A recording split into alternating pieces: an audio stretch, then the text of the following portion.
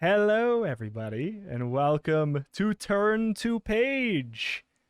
What are we doing here today, Raps? What are we doing here in Turn to Page today, Rita? Yeah. You ask me on this auspicious occasion. Yes. What we doing here? Well, this is a Turn to Page bonus episode for Christmas. Yeah. We got a special holiday season diversion from the Goose Bumps into a big boy adventure book here, game book. We're going to be reading through TWAS, the Krampus Night Before Christmas. It is a full-on game book that actually has like RPG style rules in it to determine if we can get through it. We're going to have to actually make, smart decisions instead of like just say, yeah, I'd like to stay in this waiting room, and then the book says, oh yeah, you idiot, good job. Yeah, what happens if I hug the mummy though? Yeah, I feel like if we're presented with like, do you want to hug Krampus in this book, I fully expect just immediate death. Like, they're like, Oh, of course. I know you have endurance points that you can lose, but this does all of them because of how dumb that was. And I would be like, because of the nature and theming of the book, that's fair. Like, yes, this please. is a point well made as well.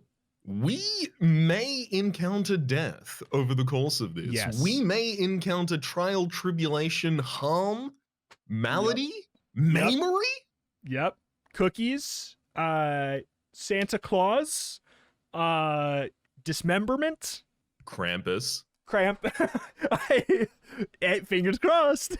I hope we can find Krampus. I have a feeling that in TWAS the Krampus Night Before Christmas he may appear. One may think that the titular Krampus shall show up this fine midwinter night. But yeah, before we get into it, I want to say a huge, big thank you to Jonathan Green for allowing us to do this special bonus episode here. So I want to give a big shout out there. If you want to go check him out, JonathanGreenAuthor.com. It's Jonathan Jon. GreenAuthor.com. Go check him out. Huge thank you. Very excited to do this. I'm ready to get into some meaty choose your own adventure game book action. You want to take Let's do it. Much appreciated, Jonathan. And on the first page here for TWAS, we have TWAS. The Krampus Night Before Christmas is unlike other books. In fact, it is a portal to a magical wintry world in an adventure inspired by literature and legends of Christmas. As well as the book itself, you'll need 2 dice or a standard pack of playing cards, a pencil and eraser using these tools, and a simple set of game rules contained within the book. You will undertake an epic quest to rescue Father Christmas from the anti-Santa Krampus and avert a Christmas catastrophe. You decide which route to take, which risks to brave, and even which of the strange creatures you'll meet along the way and engage in battle. But be warned, whether you succeed in your quest or meet a dire end will be down to the choices that you make. Will you be able to save Santa? Let's see. Oh no, I hate the stakes and the actual player autonomy that's going to be putting us in potential peril instead of just honestly throwing a dart at the board sometimes with Goosebumps. Yeah, in Goosebumps, yes, we did end the world a couple of times, but also some of them are just you moved. You went missing in a different world, you established a new life, and everything's fine. Yeah. All children's dreams forever are kind of resting on our shoulders right now. Yeah, well, hey. Please come to your senses. The children are expecting me. Hey, what are you gonna do? So I guess worth noting, we read through the brief rules before we had started here, just to not bore with going into minutia. But basically, there are 3 important stats. Do you want to walk us through what those stats are? I know we don't know exactly the one-to-one application of them yet, but you want to run through what they are? Absolutely. Our attributes are agility, the measure of how athletic or agile that we are. If we need to leap across a chasm or dodge a deadly projectile, this is the attribute that will be employed. We also have a combat skill. This is a measure of how skillful you are at fighting, whether it be in unarmed combat or wielding a keen-edged blade in battle. And finally, we have endurance. This is a measure of how physically tough you are and how much strength you have left. This attribute will vary more than any other during the course of your adventure. Yeah. So in addition to, we have like base stats. So we have like an agility of 6, combat of 6, endurance of 20, like just at a base. And then we were given 10 points to allocate how we saw fit. Like we could basically create our character. And we opted into going as much as you can't go more than 5 into a single stat added out of that 10. So we went 5 agility, 5 in combat, no endurance. We're basically a ripped child. like, like we can dish it out, but we are still very much still a child. Like we can get knocked flat. So that's the way we went, because basically we're going to be going in, the book will give us certain checks. Like I'm assuming, I don't know, but I'm assuming, you know, like a chasm will show up or like a trap will spring, and then we need to employ an agility check in which we roll 2 dice, and if that number is underneath our agility score, like there might be an additional modifier that the check implies, I don't know. If we're under that, then we succeed. If we are not under it, we fail. So having an agility score and a combat score of 11 on paper when we're rolling 2d6, that leaves us with only 1 failure state, unless something else happens. So we'll see. And we only need hope that nothing tests our endurance directly. Yeah, exactly. That's the thing, is if like a strong gust of wind shows up and we are not allowed to like punch it or dodge it, then boy, we may just slowly lose endurance. But on top of that, we also have slots for meals, code words, equipment. So these are all things that we'll be able to pick up over the course of going through the game book that will hopefully modify our stats, make things cleaner, easier, things like that. Meals can replenish our health and stuff if we pick them up. In addition to 2 special abilities. They are in the special abilities area. Would you actually like me to read them out for you? Please do. We have 2 different abilities in addition to those 3 basic attributes, and we can employ them at critical moments during the journey. So the book will prompt us, do you want to use a charge of X? We have naughty or nice. If we find ourselves in a tight spot, we can use this ability to change the nature of the magical world around us. However, it may result in us actually making things worse for ourselves rather than better. We also have the other ability, the pen is mightier. The ability allows you to avoid coming to blows with an enemy by altering the narrative of the encounter and thereby enabling you to get away unscathed. We can use each of them a maximum of 3 times during the course of the adventure. Yeah. It's worth noting we have like a tabletop RPG style like character sheet over on the other monitor here to keep this book sorted. So I'm very excited. I'm ready to get on in here to what is, I guess, page 21, which would be the beginning here. As am I. You want to take us in with the poem before I take back over? Will do. 'Twas the night before Christmas, when all through the house not a creature was stirring, not even a mouse. The stockings were hung by the chimney with care, in hopes that St. Nicholas soon would be there. The children were nestled all snug in their beds, with visions of sugar plums dance in their heads. You wake with a start as the clock in the hall starts to chime. You lie there listening, the bed covers pulled up tight under your chin, your heart beating an excited tattoo, like a little drummer boy. It is Christmas Eve after all. 11, 12, 13. The crystal clear ringing of the last chime echoes through the silent house. 13 chimes? There must be something wrong with that clock. You're just wondering whether you should go and take a look down when you hear a crash come from somewhere downstairs, followed with a heavy thud. You stay where you are, your body fizzing with adrenaline, wondering what could have made the noise. Are you being burgled? And whether someone else is going to investigate. But after several long seconds have passed without hearing any other of the other bedroom doors open up, your curiosity can take it no longer and you decide to take a look for yourself.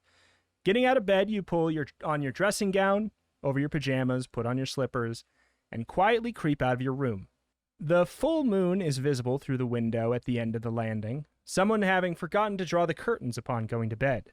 And so, by its wan light, with silent footsteps, you cautiously make your way downstairs. Now turn to 1. Oh, from 21 to 1. Okay. At the bottom of the stairs stands the old grandfather clock that just chimed 13. Sprigs of holly and garlands of tinsel adorn it and the rest of the furniture in the hallway. The front door to the house is before you and remains closed, and there is no sign of anyone having entered this way. To your right is the door to the sitting room. To the left is the door to the dining room. Do you want to, and we have 4 options, this is unprecedented. Examine the grandfather clock, open the front door, open the door to the sitting room, or open the door to the dining room. Oh boy. I mean, okay, so for what it's worth, we don't have any kind of lead yet. Well, is that the case? So the front door is before us and remains closed. There's no sign of anyone having entered this way. However, we are also asked if we want to open the door to the sitting room or open the door to the dining room. So if we've not heard the sound of a door also closing prior, surely whatever we're looking for is either out in the open or maybe in the clock. I will say, the clock chiming 13, I am certainly curious.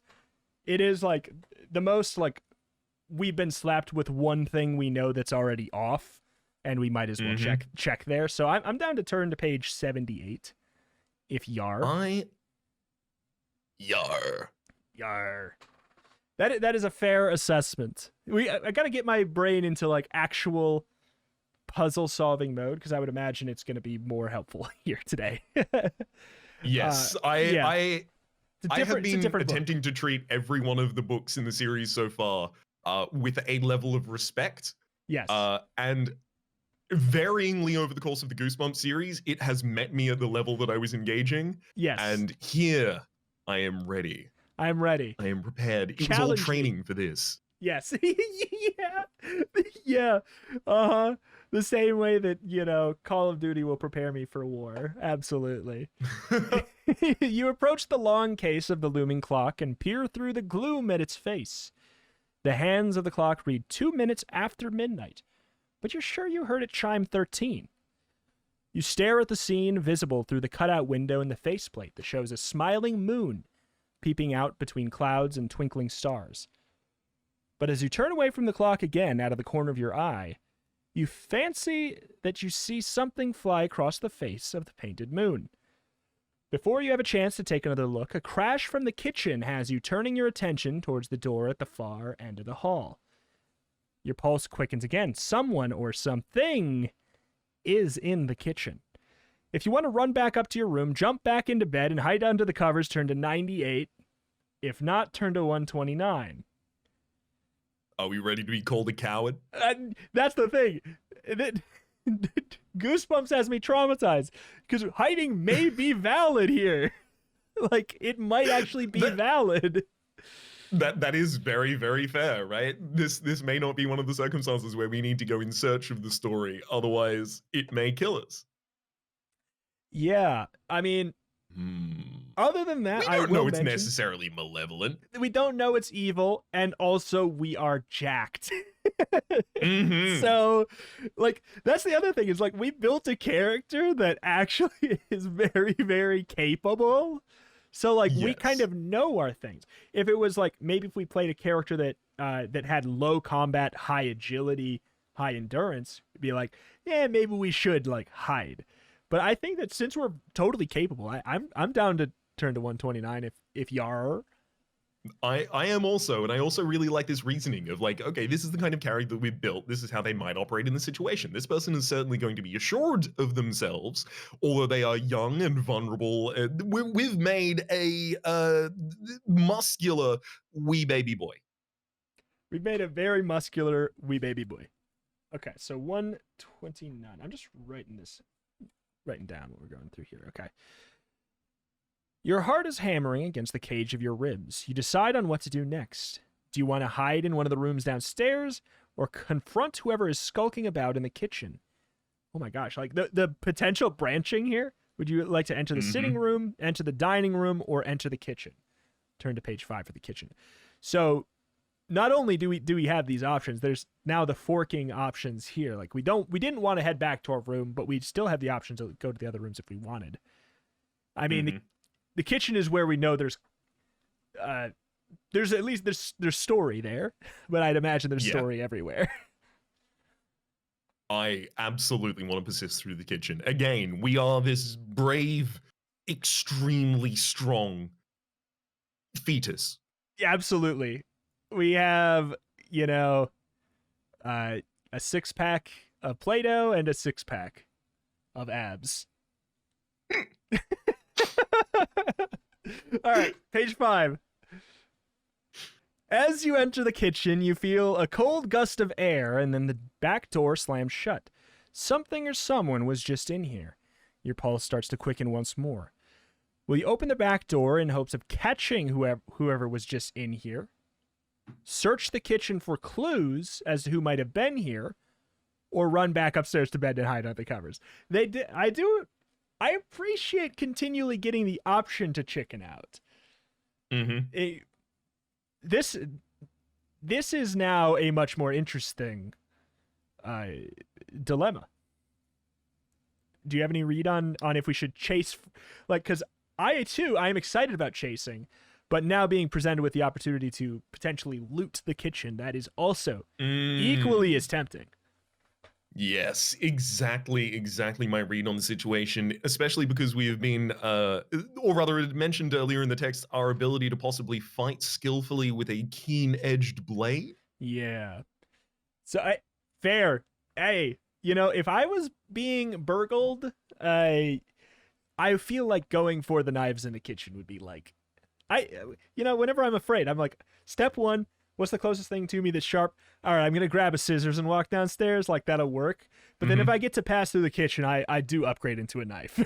So. Oh, yeah. I mean, come on. This is like normal defaults from like DayZ, H1Z1, from Project Zomboid. You need to upgrade your equipment when you find something slightly better. Yeah. So you thinking 302? I'm thinking 302. 302 for the 30 clue? Although nothing on the kitchen counters or worktops appears to have been disturbed, there are scuff marks on the floor, smears of mud, and what looks like soot as well. Among the mess, you find 2 distinct footprints, one made by a human foot, and the other a large hoof print, like that of some cloven-footed creature. The sight unsettles you deeply, and your mind goes back to the thud you heard upon waking. When the clock in the hall chimed 13, you start to wonder if the interloper raided the kitchen cupboards and opened them to have a look. There's no sign that anyone rummaged through the cupboards, and the turkey is still in the refrigerator, along with the pigs in blankets, ready to go in the oven in the morning. But the sight of all those packets of savory snacks makes your mouth water. If you want to help yourself to some of the snacks and make a midnight feast of it, turn to 322. Otherwise, will you open the back door in hopes of catching whoever was just in here, or run back upstairs to hide under the bed? I hope we get offered that at the end of every page. Or would you like to chicken out, you little baby? Would you like to save Christmas by beheading Krampus, or hide under the covers? Turn to page 98. Yeah. I mean, how much is time truly of the essence? I mean, it's only 13. Exactly. But yeah, I mean, we have it. I turn my head to the page on the left, where I see a slot for meals. But I don't know. I'm thinking about that, but there is part of my soul that wonders, like, if we're gonna immediately eat, are we going to be saving a meal at all? You know what? Let's explore this. Let's explore what loot looks like. What an option that gives you loot looks like. Let's try 322. Yeah, I'm down for this. Is like a, sticking the finger in the water, figuring out the temp. Works for me. Exactly. 322. You load the capacious pockets of your dressing gown with enough snacks for a fabulous feast. Add 4 meals to your adventure sheet. Okay. 4 freaking meals? That sounds great. Hey, you wanna play a little mini sub game here? Absolutely. We need to track each of these meals individually. I think we should each come up with 4 meals so that when we take these out and actually have to eat them ourselves, we're eating beef Wellington or whatever, so it happens to be. So you want to come up with 2 each or what? Absolutely. Okay, I'm gonna say I'm thinking. Look, because in the fridge, I mean, it's easy to go. We had like the turkey and everything already, but let's out of sight, out of mind. I'm gonna say 1 is an absolutely fully loaded mac and cheese. Okay. The fullest loaded mac and cheese. Fullest loaded. The fullest mac. So I got the fullest loaded mac on there. I'll jump in with the next one here of flambéed shrimp with white chocolate dressing. Oh my gosh. Asking for a friend. How do you spell flambe? Flambeed. Oh, flambeed. No, that's no silly. That's silly. That's flambeed. Okay. My apologies. Flambéed shrimp. Flambéed shrimp. I fear that, like, what if we get so stacked on meals that we, like, run out of space? What if we do so well? I guess that's a suffering from success problem, and I'm not really that worried about it, I suppose. Exactly. We'll just have to eat faster. Let's see. How about no context, hot dog in a cup? Love it. I love the dissonance between our meals. Which one's from America? Right. You know what? This is very much in the same theme, but a glass of water that smacks of ham. I can't quite fit that, so I know I could do a glass of ham water, but I'm gonna do a ham glass of water. That counts. They call it old ham glass. Okay. All right, so we got our meals prepped. What do you want to do now? Will you just open the back door in hopes of catching whoever's just in here, or run back upstairs to hide under the bed? I mean, if we were considering it before, I think now that we have good old ham glass and hot dog in a cup, I think we have to do it. Why turn back? Exactly. Hide under the sheets and eat the ham. Well, not eat the ham, drink the ham, sorry. Yeah, don't be silly. Interesting to note we're jumping up by exactly 20 pages every time. I don't know if that means something. Write that down. 342. There's soot on the handle of the back door, too, where someone has opened it from the inside. Pulling open the door yourself, you peer out into the ice-cold night, half closing your eyes against the biting wind. Snow lies thick on the ground, blanketing everything in fuzzy white anonymity. The wind is howling about the eaves of the house and sending flurries of flakes rushing into your face. And then you hear the clanking of chains and glance upwards. Following the sound to its source, you catch a glimpse of something large and shadowy as it climbs up to the roof and disappears. Your heart is racing and your frantic breath clouding in the air in front of you.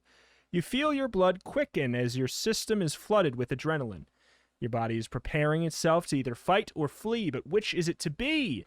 If you want to climb up the drain pipe and follow whatever it was that you saw, just scramble onto the roof, turn to 382.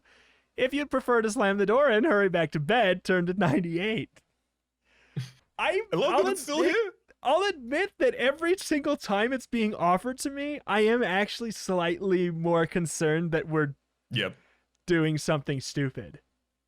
It's chipping away at my resistance each time, just a little bit. Only ask me 4 more times and I'll probably go to bed.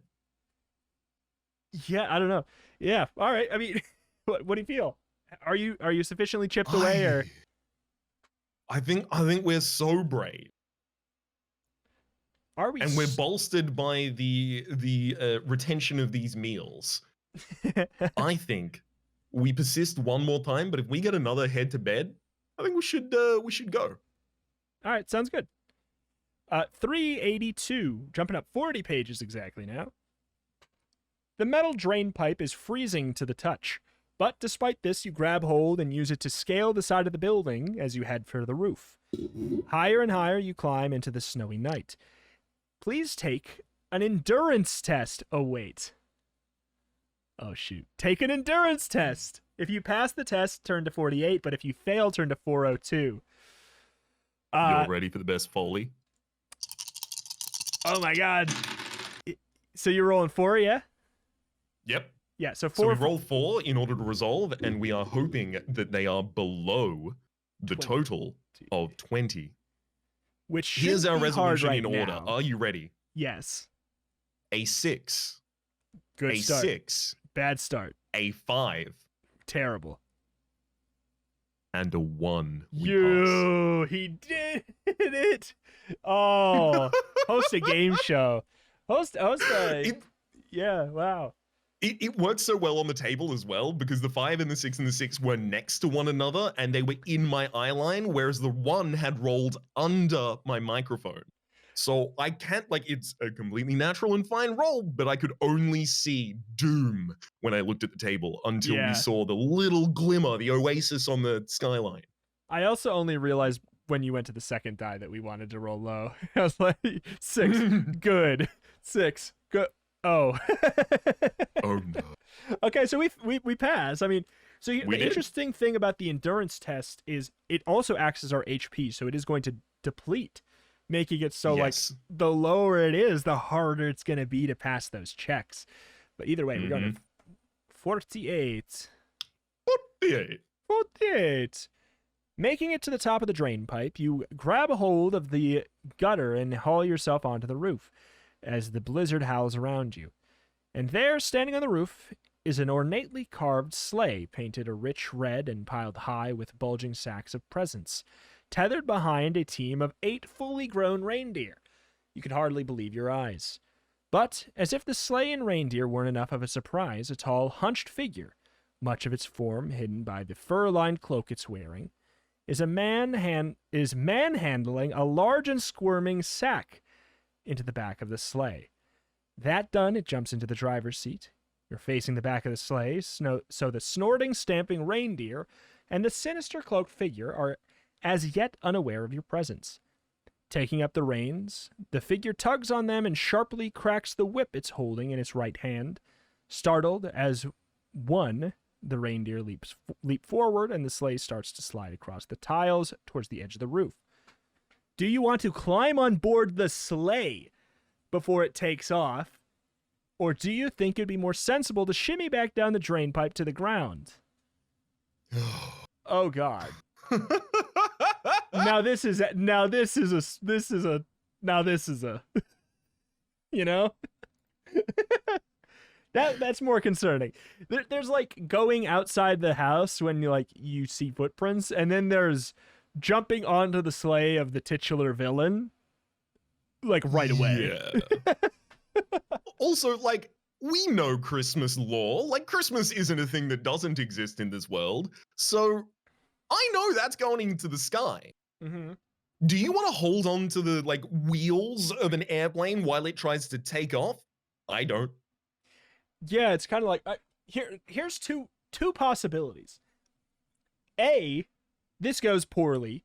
We get on the sleigh with the titular villain, who probably bodies us. We're not even beknifed. We don't have a knife or anything to shank Krampus. Option B is also we get on the sleigh, we're successful. Is that really that exciting? I don't know. Like, just if we beat him in a skill check on, like the 4th page we go to, and we win the book, is that even that fun? Now, Rito, we are equipped with a hot dog in a cup. Is that going to help us in this scenario? Are we going to be able to defeat Krampus with a hot dog in a cup? I think it might give us a point of inspiration. Mm. It may. I think we should turn to page 62. Make our first reasonable decision so far. It's the first, I'm down with that. It's the most like, oh. Did you really just witness someone abducting Father Christmas, or did you imagine it? Perhaps this is all just a disturbing dream anyway. It would explain so much of what has gone on. Yawning, you trudge back inside the house and climb up the stairs to bed. But as you pull the covers tight under your chin and drift off to sleep, you can't shake the feeling that Christmas will never quite be the same again. Your adventure's over the end. We got. We got absolutely got. I mean, okay, like, I know, like, technically probably restart the book and all, but, like, do you want to, I'd say down to just jump Oh, on absolutely. Yeah. 13. Because what? We're going to make basically the exact same decisions and end up here. Exactly. All right. Page 13. I guess we also have to consider that when we make a decision, it's not quite like Goosebumps where it's like you say what you want to do and then immediately you're doing that. It looks like, often we're going to be getting halfway point options. Like on your way to do that, this is going to, like you get often presented with other things. And it seems like maybe that'll happen here. So 13. As the sleigh moves towards the edge of the roof, its runners bumping over the tiles, you start to run. Your slippers threatening to take your feet from under you, you nonetheless manage to catch up with the sleigh, just as the reindeer throw themselves into the teeth of the blizzard, and pull yourself up to the tailboard as the vehicle leaves the roof. Hauling yourself on board, you slide down among the sacks that fill the huge sleigh, unseen by its sinister driver, but one of the sacks, which is larger than the rest, is wriggling as whoever or whatever inside of it struggles to get out. If you'd like to untie the knotted cord that is keeping the sack closed, turn to 144. If you'd like to rather not risk unleashing what might be lurking within, turn to page 113. Rito, I think it'd be remiss of us not to just explore the possibility that Krampus, in fact, was the one who got caught by Santa in this instance. And Santa is just taking them back, but we're about to free Krampus back out into the world and then have to team up with Santa to get him back. That is fair. You know what? No pun intended. I'll let you take the reins. Oh, I think we should absolutely unleash Krampus. Sorry, Okay. Let me be clear. I think Either Krampus way. is in there, but we should also open it. Okay. All right. Yeah, I'm down either way. Okay, so 144, Unleash Hell. 144, yes, indeed. It's mostly that if Krampus does pop out, I want to be able to go, nah, it was right. Exactly. Undoing the cord, you pull the sack open and are surprised to find yourself looking down into a softly lined face with rosy red cheeks, a curling white moustache, a long white beard, and the oldest yet most dazzling diamond-sharp eyes you've ever seen. Father Crit! You begin before the flustered face peering up at you shushes you into silence. Now's not the time for introduction, he says. He's clearly old, but his expression is also one of the most powerful you've ever seen. I've been captured by Krampus, the Christmas devil, he explains. And it looks like you're my only chance of getting out of here. My hands are tied, which is why I've been unable to free myself. You must get word to Jingle. He'll know what to do. Turn to 380. Hearing a sudden snarl, you look up to see the driver leaving his seat at the front of the sleigh as he scrambles over to the piles of sacks in an attempt to get his filthy claws on you. Make a note that your opponent has the initiative in the forthcoming battle, and turn to 131. Here we go. Time to battle Krampus. You were right. As soon as we boarded this, we were going to have all hands throwing hands. Apparently, I just thought that maybe, we'd have another. I guess it's like, by the same token, it's like if it's a flying thing and we know it's the plot device, I guess how would we ever catch it, I suppose, is it's a fair assessment. All right. A bolt of lightning suddenly splits the sky and then a snowstorm asunder. Just at that moment, the other's hood falls back, revealing the horrible face for the first time. It is the demonic leer of some hideous amalgam of man and beast, with the caprine eyes of a goat, wolfish fangs, and long curling horns. A prehensile tongue whips from the creature's mouth, moving as if with a life of its own, and a guttural cackle rises from the devil's throat. What do we have here? A devious spy? Well, Krampus says it's your time to die. And with that, the fiend makes a grab for you. How do you want to respond? Will you A, use your pen as mightier special ability if you can, naughty or nice if you can, or fight back against Krampus? I have one immediate note. You don't want to fight back against Krampus? No, I don't know. One immediate note is that we know that naughty or nice converts our surroundings to the opposite. So more or less, wouldn't that just make Santa evil? And Krampus, even if Krampus is nice, that would also turn Santa evil. Am I wrong? Oh, okay. I could definitely see it doing something like that. That's my guess. That's the only strategic note I have about these three options. I will say, like, it is tempting when we're in combat with the titular character, Krampus, to use the OP skip this fight button, but I don't know. What do you think? So the pen is mightier in this instance. I also think I know have a little bead on what it might otherwise be doing. So the pen in is mightier allows you to skip a combat or resolve it in a different fashion. Sure. And I think in this instance, what it would probably do is rewrite it such that we're not on the sleigh anymore and we'll just still be in home, but we'll still remember all of the other things. So then it becomes our mission to go and talk to Jingle, to go and actually, start the rest of the quest for Santa and try and save them from Krampus and stuff like that. So this would reset us back out. I also kind of want to fight Krampus though.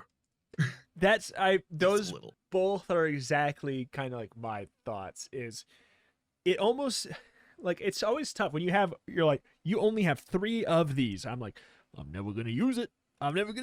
So I'm like, I kind of want to reserve, but also it's like, this is Krampus. It seems like the logical play, but also I do want to get into combat for the first time. So it's really tough. So maybe we go into combat, see if it's even possible, and then like, I know it's not the correct way to play the book, but then we bump back if it turns out like it was an impossible venture. And we imagine that we would just start the book from the beginning and do everything up until this point because we knew we wanted that other option. Yeah, so agreed. You're down with that. 51, making a note of, let's see, to 51, 131 into 51, making a note that's 71. Okay. All right. Here we go. Krampus tries to rake your flesh with his filthy claws. While you do your best to fend off your diabolical attacker, who has the initiative in this battle, who has the initiative in this battle will depend on how you got to this point. We made sure to note that Krampus has it. Krampus has a combat score of 10 and an endurance of 14. If you have the code word crazy with a K on your adventure sheet when calculating, no, we don't. If you lose 2 consecutive rounds, turn to page 31. If you don't lose 2 consecutive rounds, after 4 combat rounds, if you're still alive, turn to 11. Interesting. So we will be resolving by rolling 2 dice and adding our combat score to it. They will also be resolving by rolling 2 dice and adding their combat score to it. So we are going to be adding 11. They're going to be adding 10. And equaling them does result at a push. So it does not result in necessarily losing the combat round. So this is spooky. If we have a combat score of 11, they have a combat score of 10. This don't look so great. But it has some fail states. To strike us. Yeah, it has some fail states that seem to maybe push us back out. So what you got? So you're rolling for Krampus or us? I rolled for Krampus a 19. Okay. And for us, an That's 18. We have lost our first round of combat. We take 2 damage to our endurance. okay. So we're that's concerning already. I So think that- also because they have the initiative in that instance, they will have also got a +1. Yeah, it's true. Well, I mean, hey, we would have lost anyways. So it checks out. Exactly. Okay, so that's one loss, and it's also one of the 2 consecutive combat losses. So if we lose this next one, we turn to page 31. Yes. Krampus rolls a 15. Oh. We roll 14. Oh my god. Here's my thought. This is the min-maxer in me. It seems, well, after 4 combats, if you're still alive, I guess never mind. So I guess you either win. Oh no, there is no winning, because there's no way you could take down 14 health. Exactly. So the best thing that could happen is that you don't lose 4 health. That's the best case scenario for this combat. Which didn't happen. We Did did not lose happen. 4 health, so we have did lose 4 health. 16 endurance. We're now. down to 16 endurance, which means that endurance checks are going to be tougher. We did not consider I will Krampus note, might be however, stacked. that our endurance was maximum. What we'd set at the start was our maximum endurance. So now we are 16 out of 20 for our endurance, and having a meal Yes, restores 4 endurance unless it says otherwise. true. And we can do that whenever we want, I assume, like just Yes. out on command. Okay. So I assume so, but I will check that. I guess I don't know why it wouldn't be. Like, I don't think that, because otherwise it'd have to be like at the end of every page, like, now's the time where you could eat food if you want. I think that sounds wrong. I don't know. I wouldn't be entirely surprised if there were certain instances that it's like, oh, you may now eat if you have any food and you'd like to.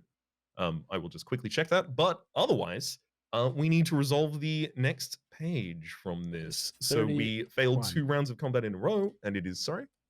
31.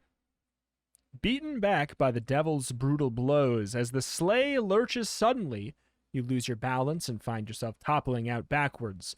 And then you're tumbling through the snow-swept sky, dropping like a stone towards the ground. Turn to 235. I can't find any clarification on whether or not the game will tell us to eat a meal. It does say sometimes you'll find enough food that you can take some with you to consume later on in the adventure. I would assume that we can just do it whenever. Sure. So let's do it right before the next endurance check. Yeah, that's kind of what I'm thinking here. So yeah, what the big question? What meal are we eating? Fullest loaded mac, flambéed shrimp, hot dog in a cup, ham glass of water. I think we have to match the food stuff to the appropriate endurance check. Sure. So like a hot dog in a cup is going to get you up a wall, like no problems whatsoever, but you're not digging a hole after a hot dog in a cup, you know? It's true, yeah. That's just, everyone knows that. I would never dig a hole after a hot dog in a cup.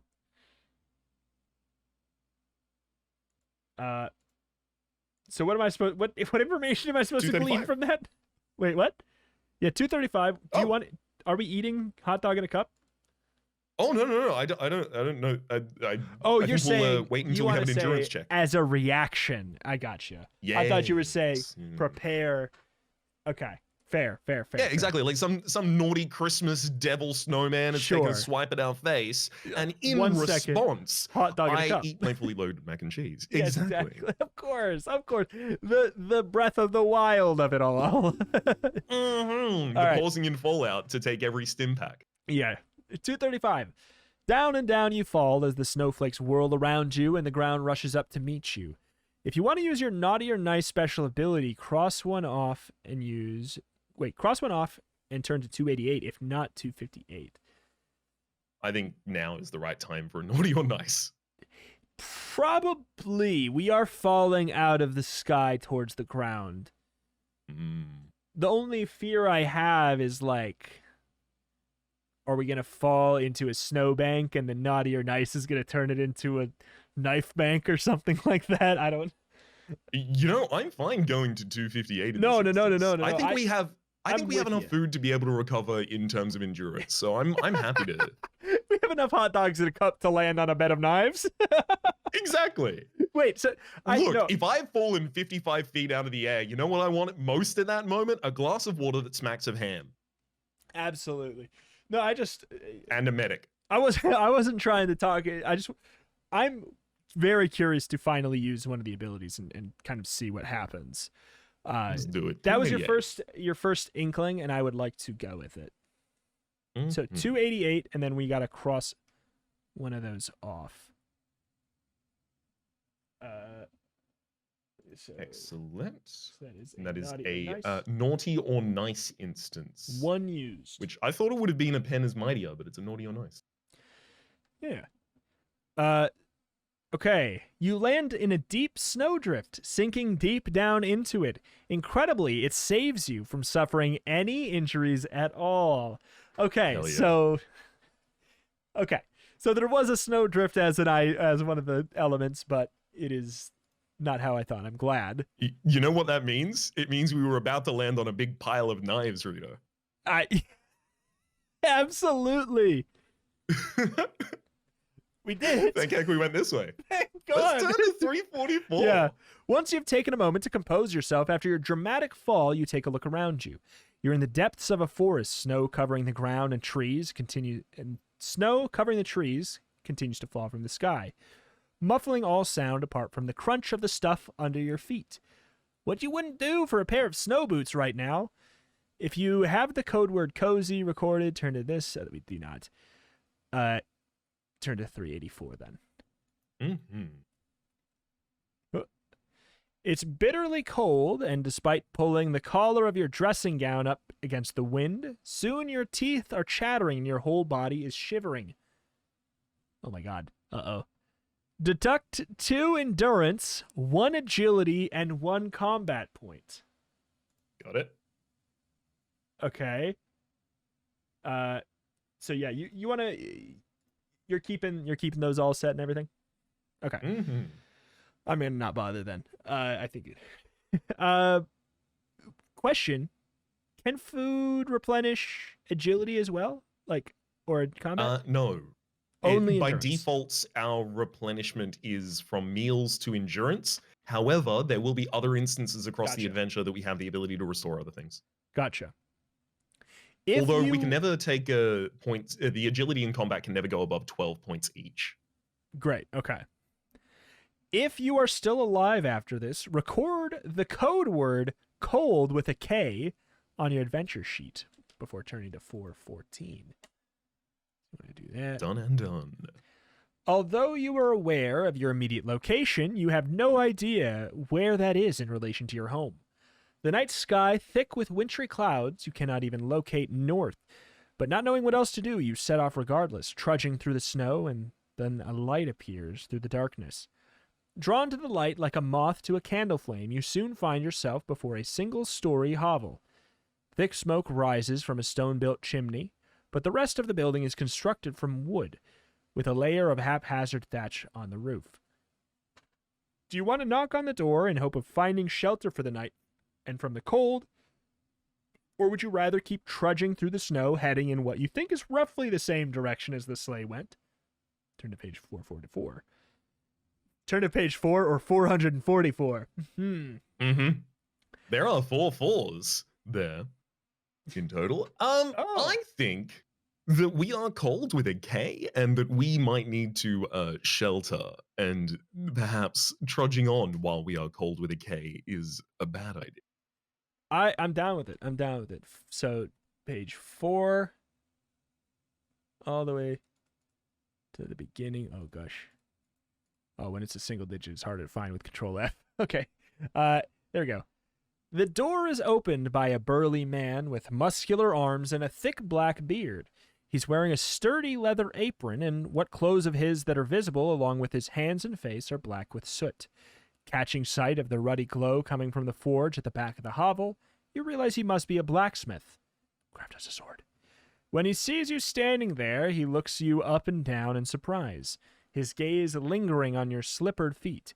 Then, as if suddenly remembering himself, he ushers you inside and shuts the door. You look like you're about to catch your death. he says.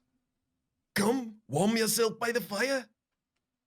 If you have the code word cold on your adventure sheet, turn to 22. We do. Important to note, do we remove it? Probably not. We don't, but we do get a positive effect. Yeah. It is wonderfully warm inside the forge, and the heat is already starting to chase the cold from your bones. Restore a combat and agility point. Then turn to 42. Oh, thank God.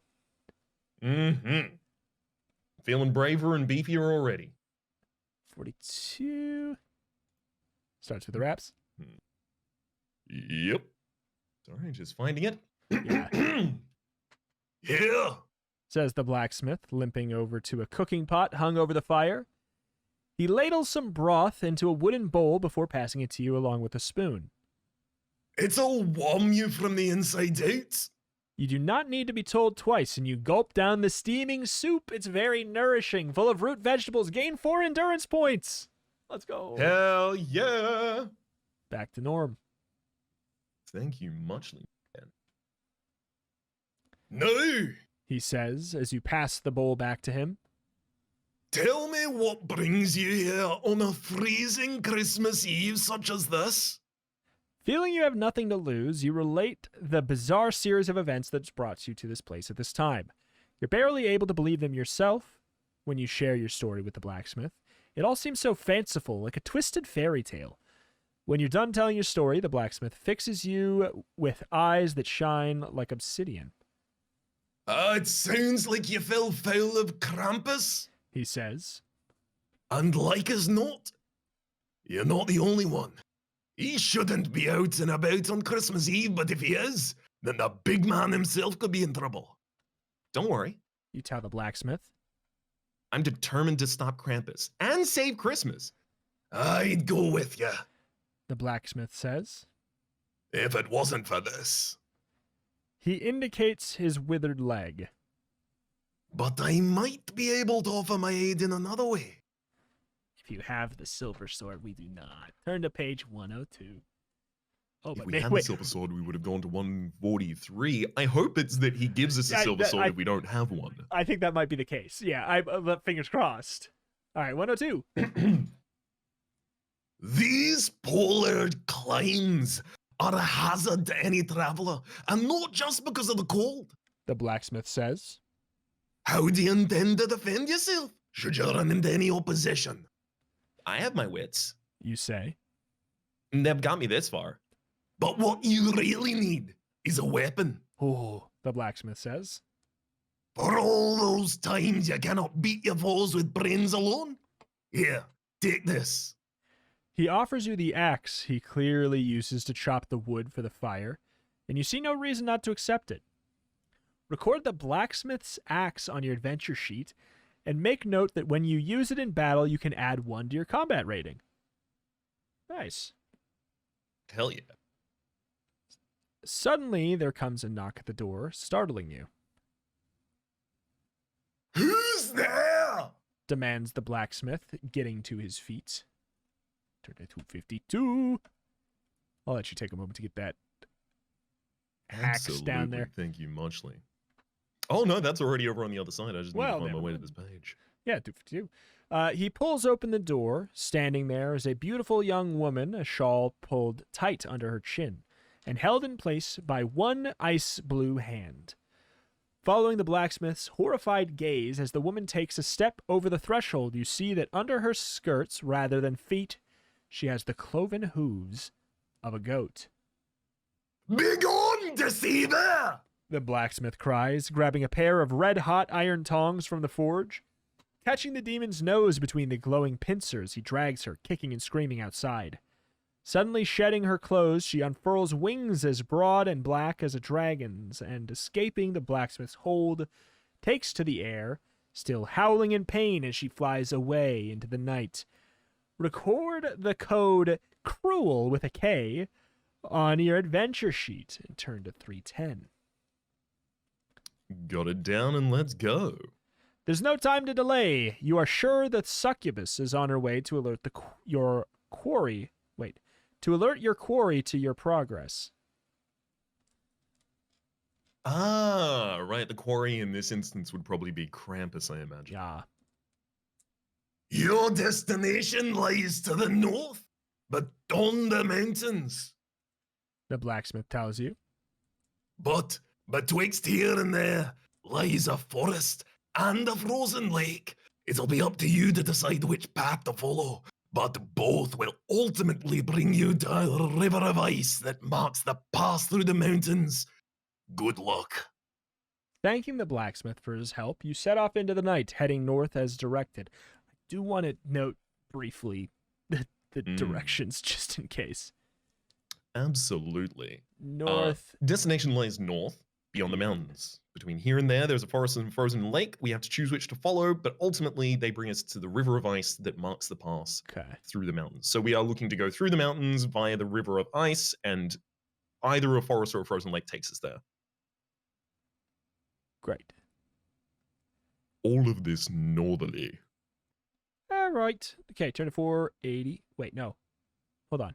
484? Yeah, 484. As you follow the path between two pine-clad ridges, the wind suddenly drops and you see a wintry wonderland laid out before you, illuminated by the monochrome light of the now visible moon. The horizon is dominated by the jagged teeth of icy mountains, the tongue of a great glacier choking a pass between them. But before the mountains to your right lies a dark expanse of woodland, the brooding pines spreading almost as far as the black peaks, while to your left at the other end of the valley that has been turned utterly white by the ever-present snow, you can see the frozen lake, and beyond that, rising from craggy foothills, an ice-clad castle. Do you want to continue through the forest, or make your way along the valley towards the ice lake and to the frozen castle? North. You know, the mountain. only lead that I have here is that we have an axe. I like there it. is a forest. That's it. I like that way more than any justification I have. I'd like to go there. I'd want to go to there. 496. The trees envelop you in a pine-scented darkness. The moon disappears from sight, hidden by snow-clad branches. And soon you have no idea which way you're heading through the forest. You could be going round in circles for all you know. And then you enter a moonlit clearing and spy a red-breasted robin hopping about in the snow. It twitters at you and then takes off, disappearing between the evergreens. If you want to try and follow the robin, turn to 466. If you would rather trust your own instincts and struggle on alone, turn to page 213. I mean, basically the implication here is like, do you think the robin's a trap? Yeah. For some reason. I will say it's like one of the reasons I might not want to follow the robin in this instance is if I lose a bead on the direction that I was otherwise intending to take, but it's already telling us that we do not know the direction we're going. We are already lost in this forest. Yeah. It's written with the implication that we would have a bad time if we didn't. I think we should trust our first. Well, no, we trusted a blacksmith, so it's gonna go antagonist, assistant, right? It's gonna cycle back and forth. You think? No, mayhaps not at all. 466. It's a robin. It's cute. It's a delightful little woodland creature. Know, who would we be if we didn't believe in them? It's like the Dr. Eek, story. It's like, I'm ready to have my heart broken again. Who am I if not someone who is willing to give a shot to an animal because I trust them more than people? So we'll see. Exactly. The only way that they, betray me is if they are a pawn of a dirty human. All right. 466. So if we see a human around here that seems familiar with the robin, we run. Run, exactly. Rather than trying to get away from you, the robin alights on a branch and waits for you to catch up before taking off again. Continuing in this way leads you to a hollow, which stands the most curious cottage you've ever seen. It looks like the sort of edible ornament you'd have out on the sideboard during the Christmas period, since it appears to be made entirely from gingerbread. From its sugarwork windows to the piped icing decorating the windowsills and doorframe, the entire edifice appears to be edible. Even the snow dusting its roof looks like a sprinkling of icing sugar, but curiously there is smoke rising from its gingerbread chimney. The robin hops about on the ground in front of the cottage, chirruping frantically and flapping its wings furiously. But what is it trying to tell you? Do you want to taste a piece of gingerbread to see if it's the real thing? Try the door, or leave the cottage and clearing and continue on your way. So we are definitely in some sort of a parallel to Hansel and Gretel, right? We're familiar with kind of like general storybook kind of circumstances. Here is a gingerbread house. It is in the middle of a forest clearing. We know what's up. If we don't eat any of the gingerbread, though, I don't think they legally can murder us. I don't think they're. I think they'll have to do it eat illegally. us. Yeah, there's a little bit of an actually illegal cannibalism. Oh my! Oh no! Exactly. They'll be looked down upon if we haven't committed property damage against them first. So I think we can try the door pretty safely. I think it's also possible that the robin is like, Hansel and Gretel are in there. My friends. Oh, like maybe we're trying to save. I think that there's a real shot that we're trying to save. Yeah, I was hesitant until you mentioned that. There's mayhaps a way we could get assistance. Also, I want to pick a fight with something that we can beat. So Yeah. So let's try the door. I'm down. Do it. Turning a handle that looks like an iced donut, you open the door and enter the cottage. Despite what its interior might have led you to believe, inside it appears to be a normal cottage, with wooden, gross-tasting floorboards, walls made of interlocking, gross-tasting pine planks, and a stone-built chimney breast. Warming on a black iron stove is a saucepan containing a dark red liquid that fills the air with a heady smell of wine, cloves, nutmeg, and orange zest. Facing the fire is a rocking chair, and next to that stands a small table. Lying on top of it is a large book and an open, handwritten letter. It is clear that whoever lives here is not home at present, but it also looks like they've only popped out for a moment and could return at any time. Do you want to sample some of the mulled wine warming on the stove, read the letter, take a look at the book, leave the cottage before its owner returns? I still think we definitely need not to infringe, so I don't want to sample the mulled wine at all. But I guess also the reading the letter might be considered a kind of infringing, but it is also open. Yeah. Like, this is the level of respect that I have for privacy of others in this instance. If someone leaves their diary completely open on top of a desk in a general use area, I'm gonna naturally accidentally glance some of the words and get a little bit of an idea. However, if it's closed, I'm not opening it. However, That's in that situation, you're probably not having wandered into the home of a complete stranger. So, how much does that track right? now? It extends to the degree of like, I'll test the handle, and if it's not locked, I'll wander in. If I've trespassed and their diary happens to be open, I suppose I shall indulge. Exactly. Yeah, I mean, yeah. So yeah, the book's maybe not. we This maybe we one's take a tough. look at the book. Yeah, you think so? Lying on top of it, the large rocking table, is a large book and an open handwritten letter. I mean, I think the book is probably the least intrusive of these because, like, I would say so. Did the person write the book themselves? Unless they did, it's probably the least personal. Yeah. All right, let's go 283. 283. Let's go. Opening the cracked leather tome, you discover that it is a book of imps and demons. Scanning its table of contents, 4 subjects leap out at you. Do you want to read about imps, Krampus the Christmas devil, snow sprites, or the Yule cat? All of these are definitely interesting, and I would love to read all of them, but I do think if we have to prioritize for time, maybe we should learn as much as we can about Krampus. Probably a good call. We might learn like a keyword about like a weakness or something. Exactly. I love it. So let's go 172. As you flick through the pages of the book, it falls open at where a bookmark has been placed. Opposite a grotesque woodcut of a grinning demon, carrying a basket on its back, is the entry that describes Krampus, the Christmas devil.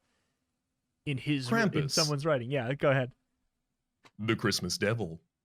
It is easy to forget that while Santa delivers gifts to well-behaved little boys and girls during the festive period, bad little boys and girls face punishment from Krampus, the Christmas Devil.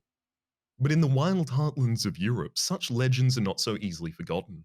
And on the night of the 5th of December, isolated communities honor the demonic anti-Santa, who accompanies St. Nicholas during the Christmas season by celebrating Krampusnacht. The clanking of rusty chains and the clanging of cowbells warn of his approach. He is immediately identifiable, since he has 2 curling horns protruding from his head, but he also has 1 clawed foot and 1 goat's hoof. He wields a birch whip, which he uses to punish naughty children, and carries a basket on his back, into which he places those appalling urchins destined for the fiery pits of hell. The name Krampus itself originates from an Old High German word, Krampen, meaning claw. Thank you, the Discovery Channel. I love it. That gave me some big like nature documentary energy in the best of ways. To be entirely honest, I think over the course of Turn to Page, what we are doing is ultimately going to be training for the job that I hope to pick up when I'm 65 years old and just doing those voiceovers. Hey, I'll be the reference. All right. According to the entry in the Book of Folklore, Krampus's night is the 5th of December and not Christmas Eve. For the devil to be out and about on this night, something must have gone very wrong indeed. Hearing a tapping at the window, you look up with a start to see a curious figure peering in from the outside. He looks like a hobgoblin, his frozen hair sticking out in jagged points, and with icicles hanging from the end of his long pointed nose. Oh my god, you can scroll down, we get a little look-see. He is a very pointy man. He's a very, very pointy man. I gotta say, though, he looks like a logical medium between, like, I guess, a Draugr and a Christmas tree aunt? Could potentially be. I think that, so the picture that we have access to, he looks faintly close to what they would have Krampus pictured as, but I think distinctly different enough, because he have none horns. Yes, exactly. We were just told that he is immediately identifiable by some of those horns. Features. Yes. And those are lacking. So I don't know. Yeah, so maybe that was like the implication of the picture there. He looks absolutely frozen, his features pinched and blue from the cold. In fact, you could almost believe he was made entirely from ice, if it weren't for his penetrating sapphire stare. Where his tapping finger touches, feathers of frost spread across the window panes. Let me in! Pleads the curious creature. I'm so cold! If you want to open the window so that the hobgoblin can enter the cottage, turn to 112, if not 152. Did we enter the house and lock the door? The door itself never mentioned a lock whatsoever. Exactly. This guy just cannot go around to the door. Exactly. So where's the option to tell him, like, try the door, dude? Yeah. Do you want to let him in? I think he's distinctly not Krampus, but I don't know if that's like, if that matters. I think we should let him in. I'm ready to have my heart broken. Yeah. Let's let He's cold out there. Let's let the hobgoblin in. 112. Unlatching the window, you push it open, and the sprite bounds through the cottage. His intentions immediately become plain as he goes to grab you with fingers that are a little more than icy needles. Oh my gosh. How do you want to defend yourself? Use the pen as mightier, fight back, or try something else. So, stranger is danger. Stranger is danger in this instance. Yeah. I think we could fight back with the blacksmith's axe and do reasonably well in this instance, but try something else does intrigue me. What would try something else even be in this instance? Like, yeah, it's a good point. Those are kind of my exact thoughts. If we fight back, I would imagine this guy has a weaker stat block than Krampus. And we are better equipped than when we fought Krampus. Are indeed. But I'll admit there's definitely a morbid curiosity on what try something else even means.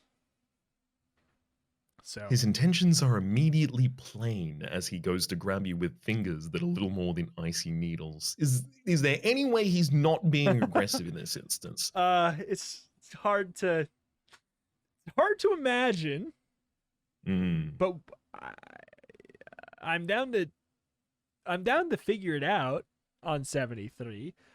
Let's do 73. My curiosity has gotten the best of me. Yeah, just out of curiosity. Oh, you are gonna have to act fast. What do you want to do? If you want to throw the pan of mulled wine at the hobgoblin, turn to 53. If you just want to flee, turn to 218. Interesting. Well, I mean, here we go. Time to throw some mulled wine at that hobgoblin. Warm that bad boy up if you're so cold. Yeah, we'll warm him up and also figure out what was wrong with the mulled wine. Maybe if there's something wrong, or maybe it makes him stronger. All right, let's give it a shot. 53. Grabbing the pan from the stove, you hurl both it and its contents at the frozen hobgoblin. Take an agility test. If you pass the test, turn to 33. If you fail, turn to 188. Just don't get 2 6s. We didn't. We got one of them, though. Oh, what we get? We got a 6 and a 1. 7. Okay. We pass our test and go to 33. Yeah.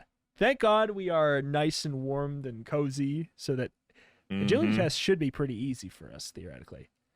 The saucepan hits the hobgoblin, who cries out in pain as he is drenched from head to toe in its scalding contents. The cry becomes a shriek, and the shriek becomes a scream as his icy form immediately begins to melt. Ice to water and water to steam as it evaporates. Soon there is nothing left of your attacker but a puddle of water on the floor. Turn to 355. That was immensely satisfying.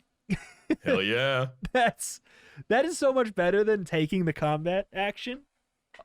Also cleaner. Significantly. Just one shot. All right, 355. The door of the cottage suddenly burst open, and a figure rushes through it accompanied by a flurry of snowflakes. It is an old crone bent almost double by a dowager's stoop. I don't know what that means, and wrapped up against the cold under a dozen layers of shawls and coats. Raising the broomstick she is holding in her hand, she shrieks, Who are you, and what are you doing in my home? Were you sent by him? Him? You repeat, flustered. Yes, him. You know who he is, don't you? Yeah, of course I do. You reply uncertainly. Who is he then? The crone demands, raising her broomstick, ready to hit you next.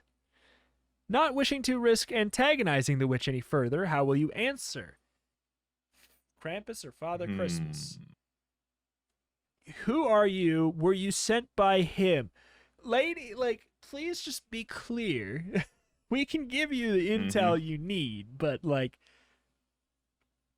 we have to stab at this on two levels. It's like, who does she think the person is, and does she like that person? Because it could be like, are you sent by Krampus? I love Krampus. Are you sent by Krampus? I hate Krampus. Are you sent by Father Christmas? I love Father Christmas. Are you sent by Father Christmas? I hate Father Christmas. It's this is tricky. So the thing is, I think we can determine a little part of it, which is she has the book. She's got the book and she's reading about Krampus. If Krampus is her best friend, why does she have a book about him? It's a little cringe.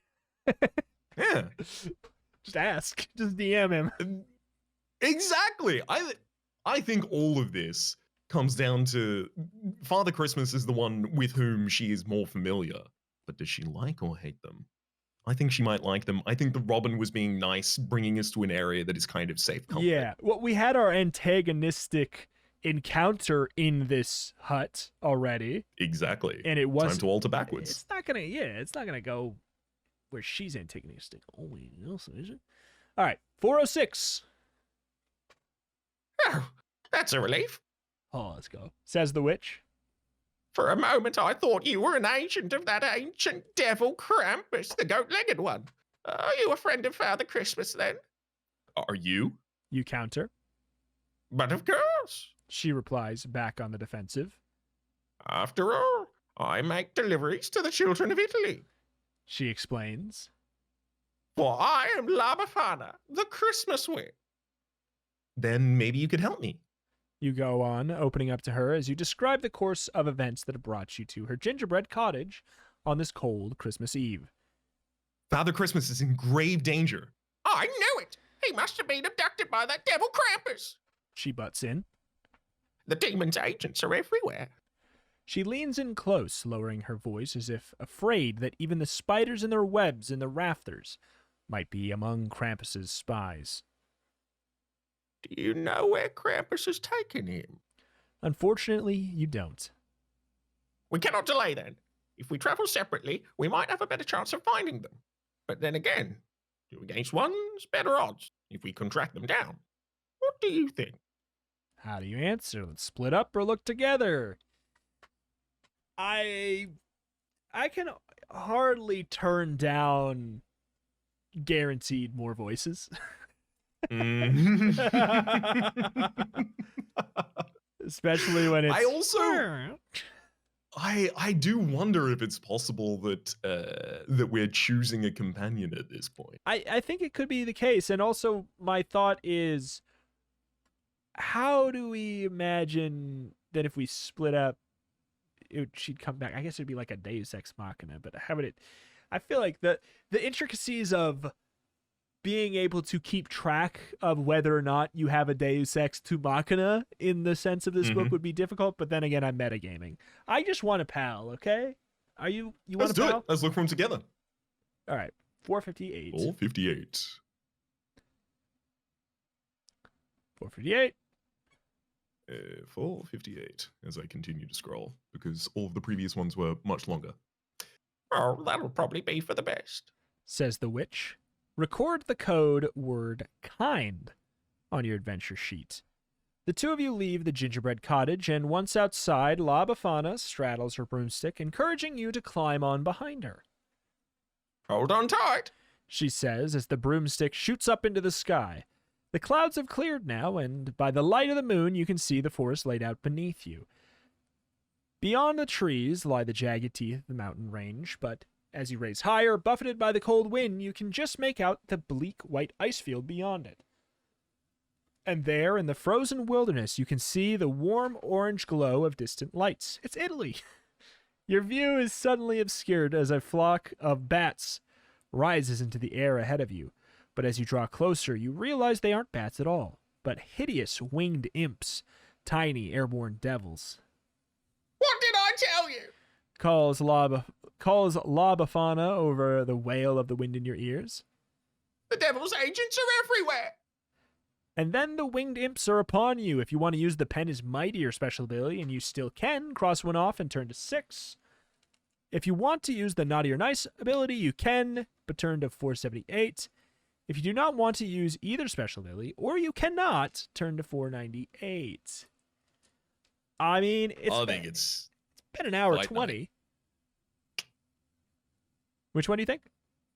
I think it's fight night. I think it's time to swing an axe at them. I think pen is mighty or naughty or nice. This blacksmith's axe +1 is night. Oh yeah. Oh, okay. Oh, you think we can engage in hand-to-hand combat from the? I mean, I'm down if that's what happens. I'm very excited. I think so. I want to go to 498 for that reason. Let's give it a crack. Oh, he's a genius.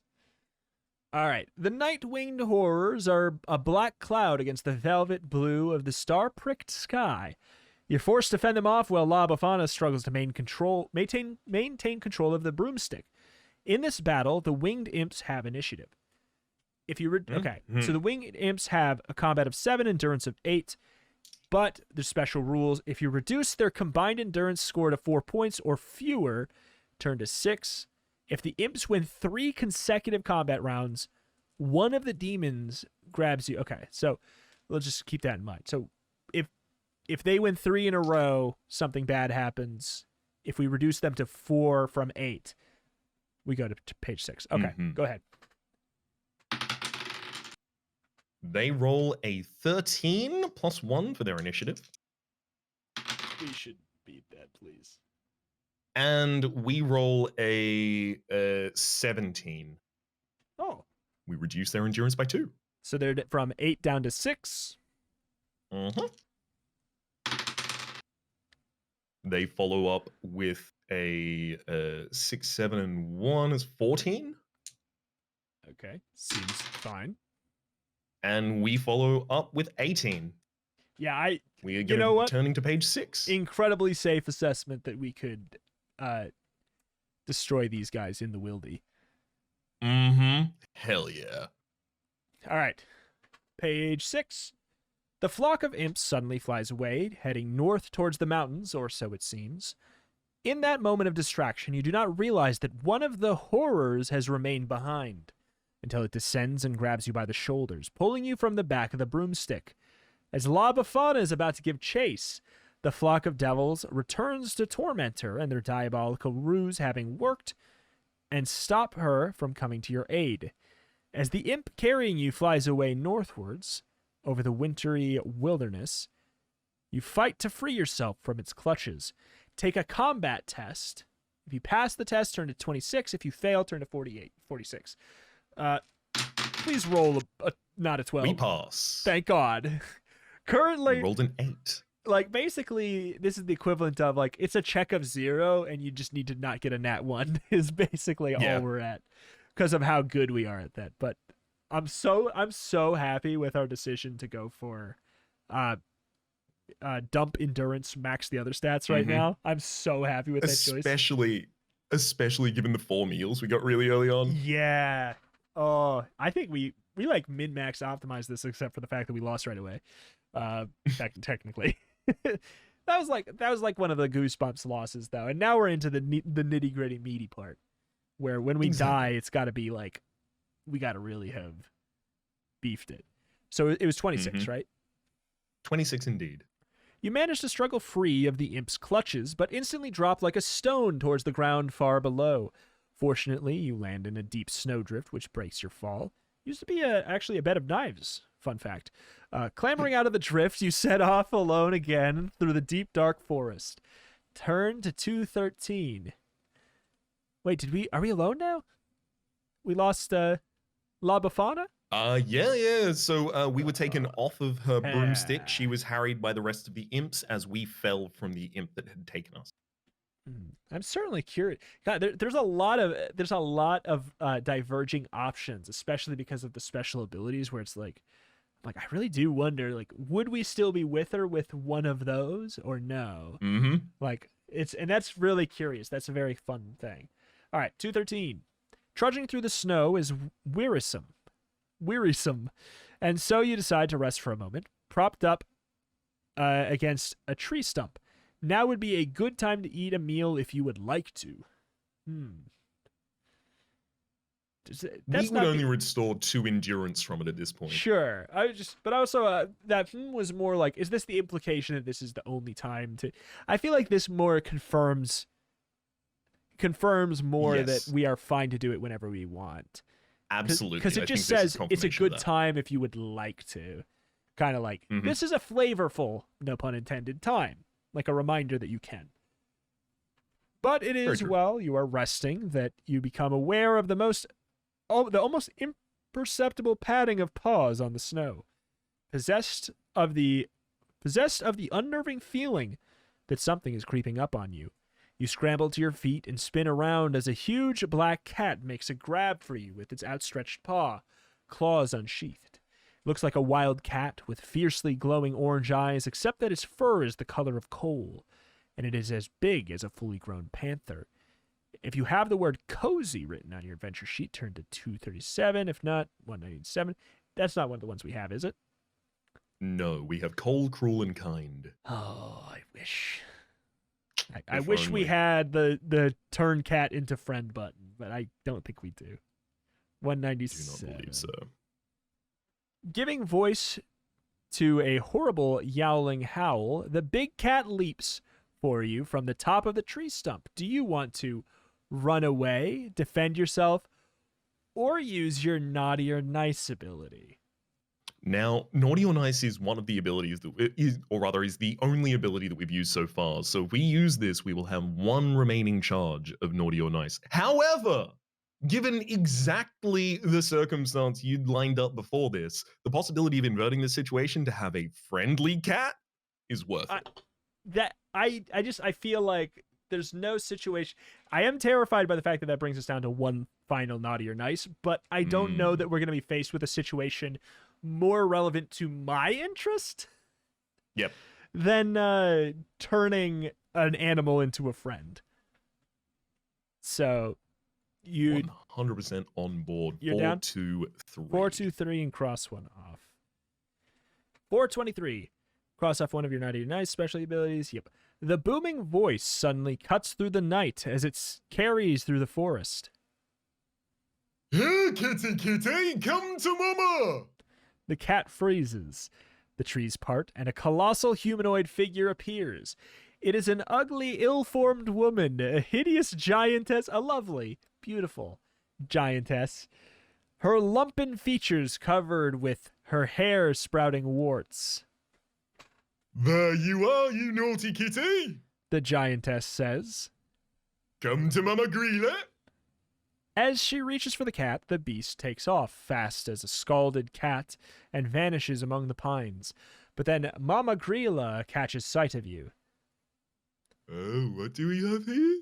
She mutters. Paralyzed with fear, you're unable to resist as the giantess reaches down and picks you up in one huge gnarled hand. Looks like supper to me. Oh, that's not great. Turn to 234. Well, we did change our environment at the very least. 234. It's true, it's true.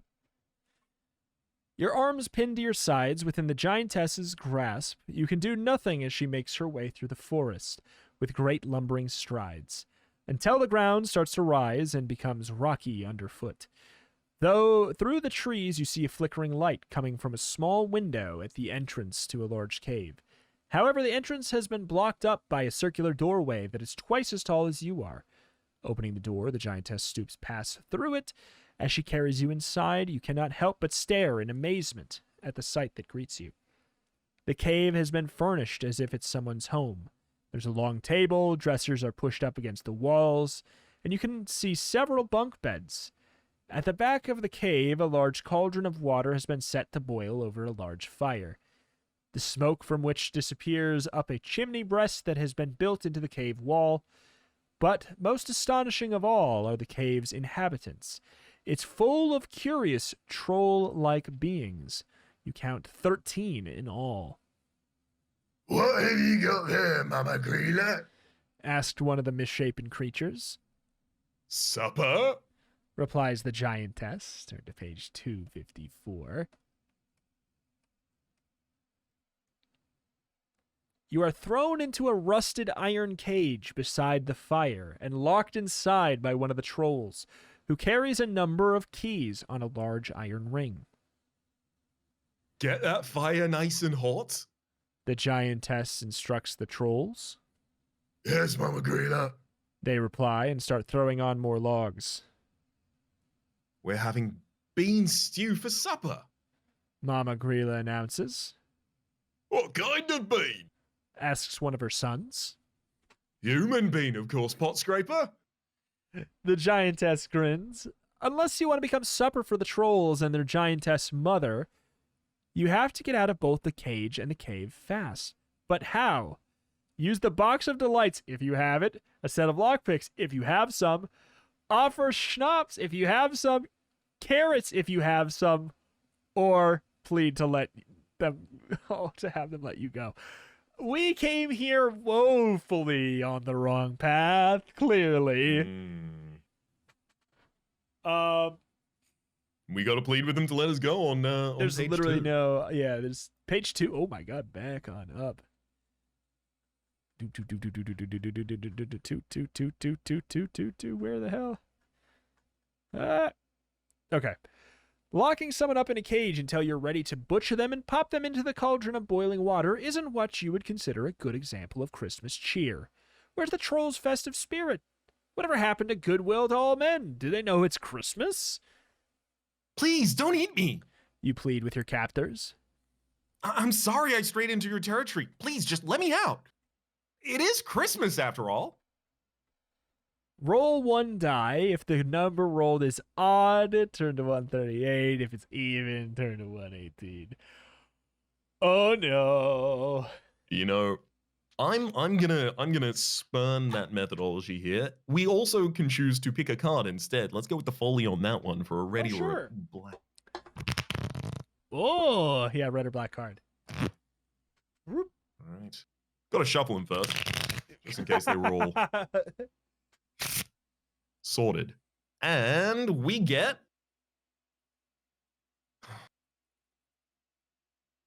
Joker. a 9 of clubs. That is a black card. We are going to page 118.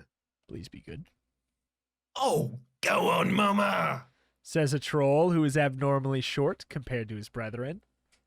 Let it out. It's Christmas after all, please. Oh. All right then, Stubby. Says the giantess, softening. But only because you asked so nicely. Go on, door slammer. She instructs the troll holding the keys. Open the cage and let our guest out. Door slammer does as instructed, and then deciding that you're not going to get a better opportunity than this to escape, you burst out of the cage and race for the circular door. Turn to 199. We did it. And then Nothing all bad hell happens to us ever. And then all hell breaks loose within the cave. The trolls tumble over each other in an attempt to stop you from getting away. As they make their clumsy grabs for you, you do all you can to evade them and reach the door, shoving them out of the way, tripping them up, throwing things at them that you grab off the table. You need to work out how many of the trolls you manage to put out of action as you race around the cave.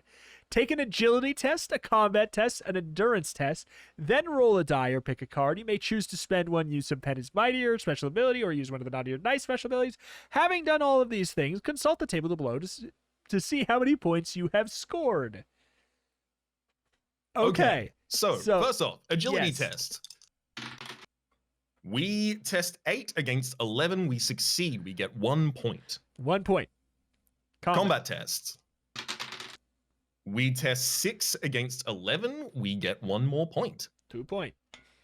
Endurance test. This is against 18 this time, unfortunately. Yeah, this. This is not. One of them rolled off the table, but it's not possible to roll higher than 18. We get a 14. All right, so that is all up to 4 plus 4 points. 2 from endurance. Yes, giving us Okay. plus 2. Now So roll the die or pull a card.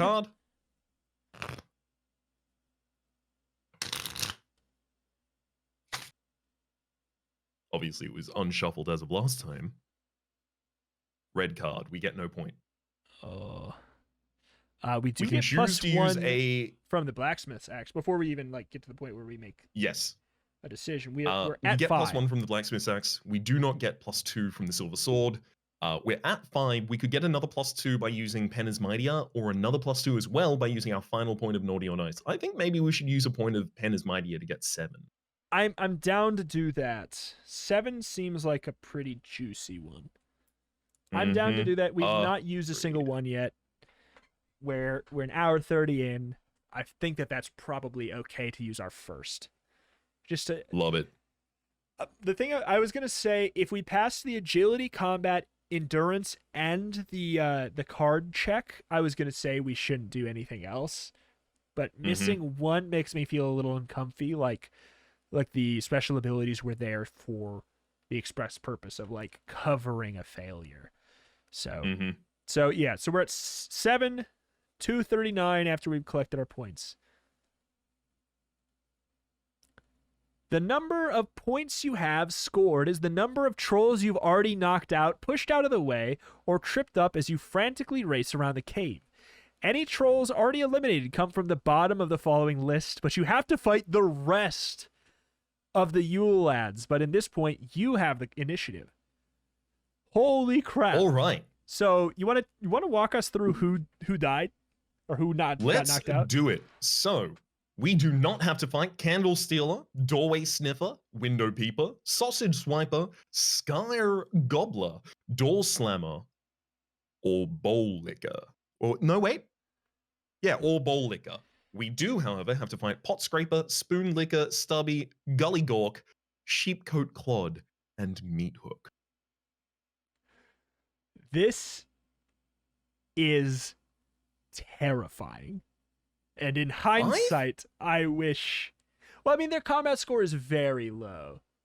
Mm-hmm. But the noteworthy thing of this is just how much endurance they all have.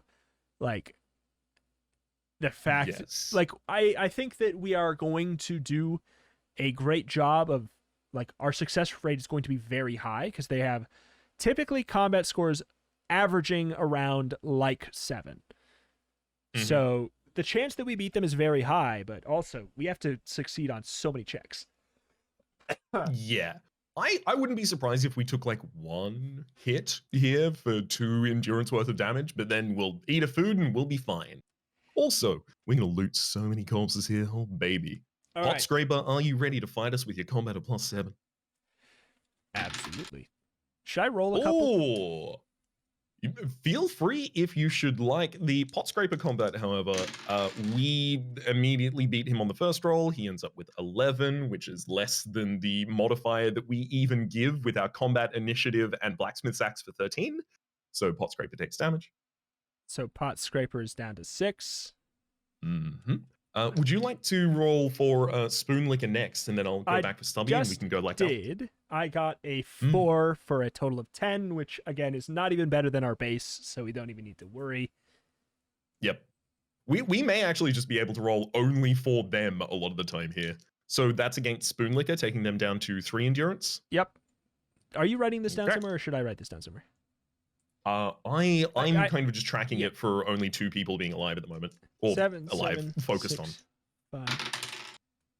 on. They roll 7 plus. Oh, okay, that could theoretically. And nope, we absolutely beat up the Pot Scraper again, taking them down to 4.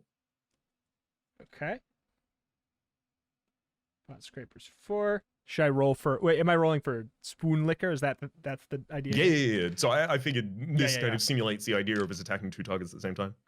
Oh, that is a little bit scarier. I rolled a 6. So that's 6 I plus. have a 12. They have a 12.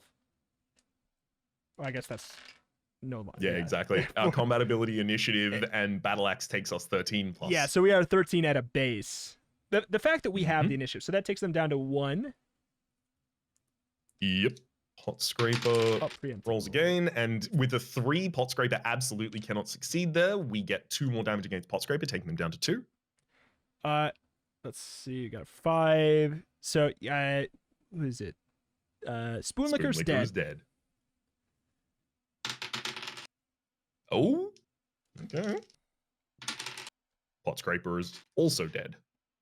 Let's go. To be fair, I think that maybe in the rules we're supposed to just roll once and like apply it to all, but I think this is kind of fun too. Just to Yeah, I'm completely fine with this, especially considering we only have 6 more people left. 6 more people, 4 more people left, and they Yeah. have lower health values. Would you like to roll for Stubby? I will roll for Stubby, yes. Oh, who has a combat score of 5? Oh, Mhm. but rolled an 8, so they're at 13, but our base is 13. Oh, poor Stubby. Yep. You came swinging, but you just aren't there. All right. Oh. If we roll Snake Eyes, Gully Gork will actually hit us. We do not roll Snake Eyes. Gully Gork takes 2 damage. Okay. Down to 4. Down to 4. All right, Stubby rolls a 6, which is impossible to beat us with. Stubby is down to 1. Gully is also down 2 more points, rolling a 4 themselves. Oh, Stubby. Stubby got a 3 for a grand total of 8 combat score. Almost half of what we have. Stubby is Mhm. dead and embarrassed. Gully Gork follows them greatly into the grave. Okay. Now here it's getting a little bit spookier. Sheepcoat Mm. Claude and Meat Hook have a bit more endurance. I mean, they have 7, so basically 7 or 6 or 7 or 8 endurance doesn't really matter. It just we need 4 successful checks. Meat Hook does Mhm. have a combat score of 11. So that's a little bit spookier. I want you to Of roll for Meat Hook. 11. Or sorry, 8. Yeah. I don't know why I got 11. I I'll looked roll at my for die Meat on Hook, my you table. go for Sheepcoat Claude. Yeah. All good. All right, I'm going to roll for the dinky guy first. That is an 8, which is feasible on a Snake Eyes. On a Snake Eyes, it'd be a push. it'd be a push. All right. Yeah, no. We got an 8. That's smacked down to 5. Meat Hook takes 2 damage. They rolled a 1 and a 2. Oh god. I was worried just by the sheer amount of guys, but I guess like I underestimated just how good we are. 14. It's literally impossible for us to roll under. That's a 3 for Sheepcoat Claude. Mm-hmm. Hook, 15. Impossible. 13 total. 5 on 8 makes 2 more damage to them. They are going down to 3 endurance. All right. 8, which is on a, yeah, if we roll snake eyes, then I roll again. Nope. These poor dumb No such snake idiots. eyes. no such snake eyes. Like on top of The it, funny I'm thing rolling here- well. Like on top for us, I'm also rolling well anyways. 4 and a 3 for us. And that's Sheepcoat Claude dead then, I believe. 3rd instance of damage? Or no, I didn't roll. Oh it no, yet. 4th instance of damage it needs. 8, 15. Uh-oh. Meat Hook rolled 18. Sheepcoat is dead. 30. Kill, that's 1 hit against Meat Hook, down to 1 HP, and Meat Hook with 14 cannot overcome Snake Eyes. What We was kill the Meat Hook scary as roll? well. What was the scary roll? The scary roll was they rolled a 10, so they had an 18. So we theoretically could have taken Oh, damage. totally. Well, I was, I'll admit, I was, I guess, a little bit more concerned than I should have ought to been. But the fact that we have the axe and the initiative there was, that made it pretty tough. On top of the fact that we're ripped. Like, Yeah, exactly. We're Like- beefy as all hell. Door Slammer here, which is 6 from the bottom, so was eliminated so that we didn't have to fight them, does also have maximum stats, such as Meat Hook does with 8 and 7. So we did avoid one battle that otherwise might have done some damage to us. But Yeah. ultimately, it seems like we probably could have just tanked our way through all of these. yeah, I think so. On to 36. As it turned out, the Yule lads were no match for you. Record the code word crowded with a K on your adventure sheet. If you have pretentious already recorded, turn to 56. Otherwise, go to 76. 76 is a wraps. Uh-huh. I see. 76 is... My boys! My poor boys! The giantess screams. Ah, my poor lads! Snatching up a cleaver as big as an axe, she closes the space between the two of you in only a few strides. Why, I'll butcher you like the dog you are! She roars. How will you respond to this threatening behavior? Will you use one of your abilities or prepare to defend yourself? I'm kind of I ready. think Like, we defend ourselves. maybe we got a little bit of a big head because we absolutely bodied everybody, but I feel like she's not that scary. I think exactly in that same way as well. Our character in this universe should feel confident in this moment and Yeah. should want to push. I agreed. Waving the filthy cleaver before her, the giantess is clearly determined to have you end up in her pot. In this battle, Grilla, I can't remember what we said. Grilla has the initiative. So a combat of 8 that might as well be 9. Yep. So that is, So she'll be and adding an endurance 9 of to her 10. So we need to be spells. successful 5 times. And she does have 1 more point, and we have 1 less point. So there's a real world where we take a hit here. It's true. She's adding 9 to hers regularly, and we are adding 12 to ours regularly using our blacksmith's axe for a +1. Yeah. So that, I mean, on 5 checks, we could totally take a smack. Okay. She has 17 as a total. And we have significantly more than that with 9 plus 12. So Get 21. wrecked. Okay, that's down to 8. Hell yeah. She rolls a 8 with 9. She's on another 17. And with a 6 and a 4, we will beat that All right, down to at 6. 22.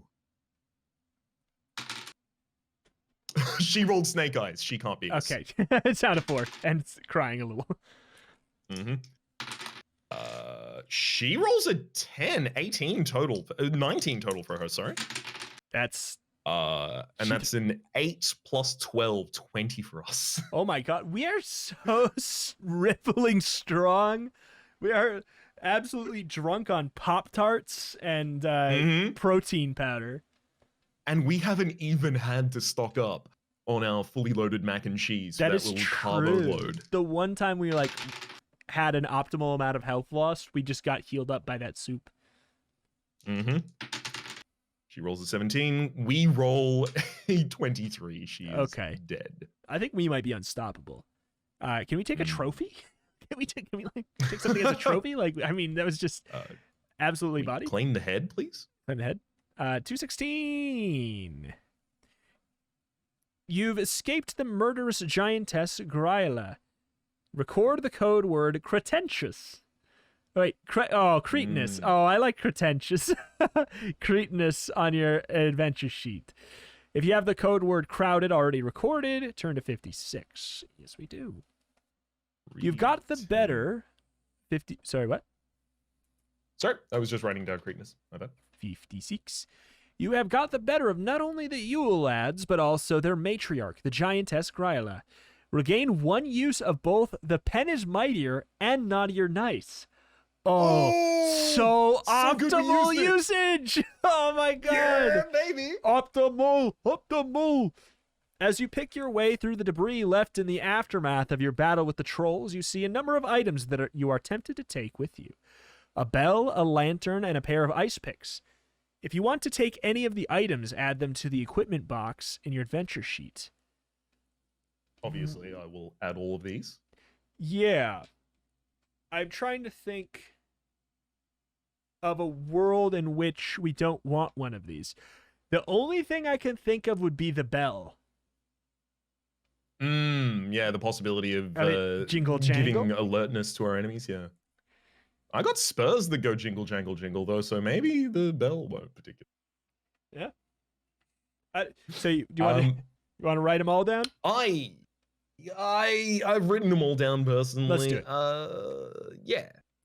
Let's do More it. content. Making it to the door at last, you let yourself out. Pulling your dressing gown tight about you, you set off again through the night-shrouded forest. Turn to 473. The wind rises as the blizzard bites deeper. If you have written down the word cold on your adventure sheet, turn to 493. Uh-oh. Uh-oh. That sounds bad. The rapidly dropping temperature has taken a toll on your already cold and weary body. Deduct 2 endurance points, an agility point, and a combat point, and then turn to 244. Now, Rito, can I Yeah? propose an idea here? What's up? Eat a Seeing snack? as I am about to be editing some of these stats, I think that at this point, walking in this frozen wasteland, we have decided that we might recover some of our determination and endurance by errantly tonguing the side of an icicle that smacks of ham. I would love ham glass of ice. I would love to have some ham glass. Yes. I'm afraid we no longer have a glass of water that smacks of ham, That but we do have 20 endurance points. that is a big loss, but hey. The thing I'm more concerned about is the loss of 1 agility in combat. That's a bit more spooky. All right, 244. And so you come at last to the foot of a steep mountain pass, and a great tongue of ice that protrudes from it. The front of the face of the glacier rises like a cliff far above your head. And yet, if you are to proceed beyond the ice-rimmed peaks, you are going to have to attempt to scale its frozen immensity. If you have a pair of ice picks, turn to 45. We do. We do indeed. Let's go for it. And I can only imagine we should use them. Oh, absolutely. As the biting wind tugs at your hair and the unremitting cold nips at the skin of your cheeks and the backs of your hands, you struggle on up a vertical ice cliff. Slowly but surely, you climb higher and higher until you come to what appears to be a cave mouth that is formed along a fault line in the face of a glacier. If you want to enter the cave, turn to 303. If you'd rather struggle to the top, turn to 125. Was one of the things we got a lantern? Question? Yes, we got a bell, lantern, and ice picks. I can only imagine the lantern is useful in the cave. Whether or not that means we should go in, I don't know. I agree that the lantern is probably useful in the cave, but is there ever a circumstance where you have ice picks but not a lantern? I guess maybe if you come from a different direction instead of Grilla. Yeah, there could be another case for that. Also, maybe if you were afraid to pick up one of the things because you thought like maybe there's going to be, if you're carrying this many things, like you're too slow to whatever, like that could be an that is an axis of interaction that could happen. Theoretically. I like the idea of thinking about the possibility of that, but until the game demonstrates that it cares about the amount of equipment we're holding, Yeah, I think having more is better for us. Probably. I also agree that maybe we should go into the ice cave. I mean, we are cold, and we have just taken some damage due to being cold as well. that is true. And the last time we took damage and then immediately found shelter, we got it replenished. I'm down to give it a go. Although, on that same bent, we did just tongue the side of an icicle that smacks of ham, so we don't necessarily need a replacement of our endurance as much as we just need regain for our agility in combat. It is true. I am on 303 already. I can go back. All right, let's do it. No, let's do it. I'm down. 303. Hauling yourself into the ice cave, sheltered from the wind at last, you rest for a moment. Now would be a great time to eat a meal or have a drink, or both if you have a frozen ham glass.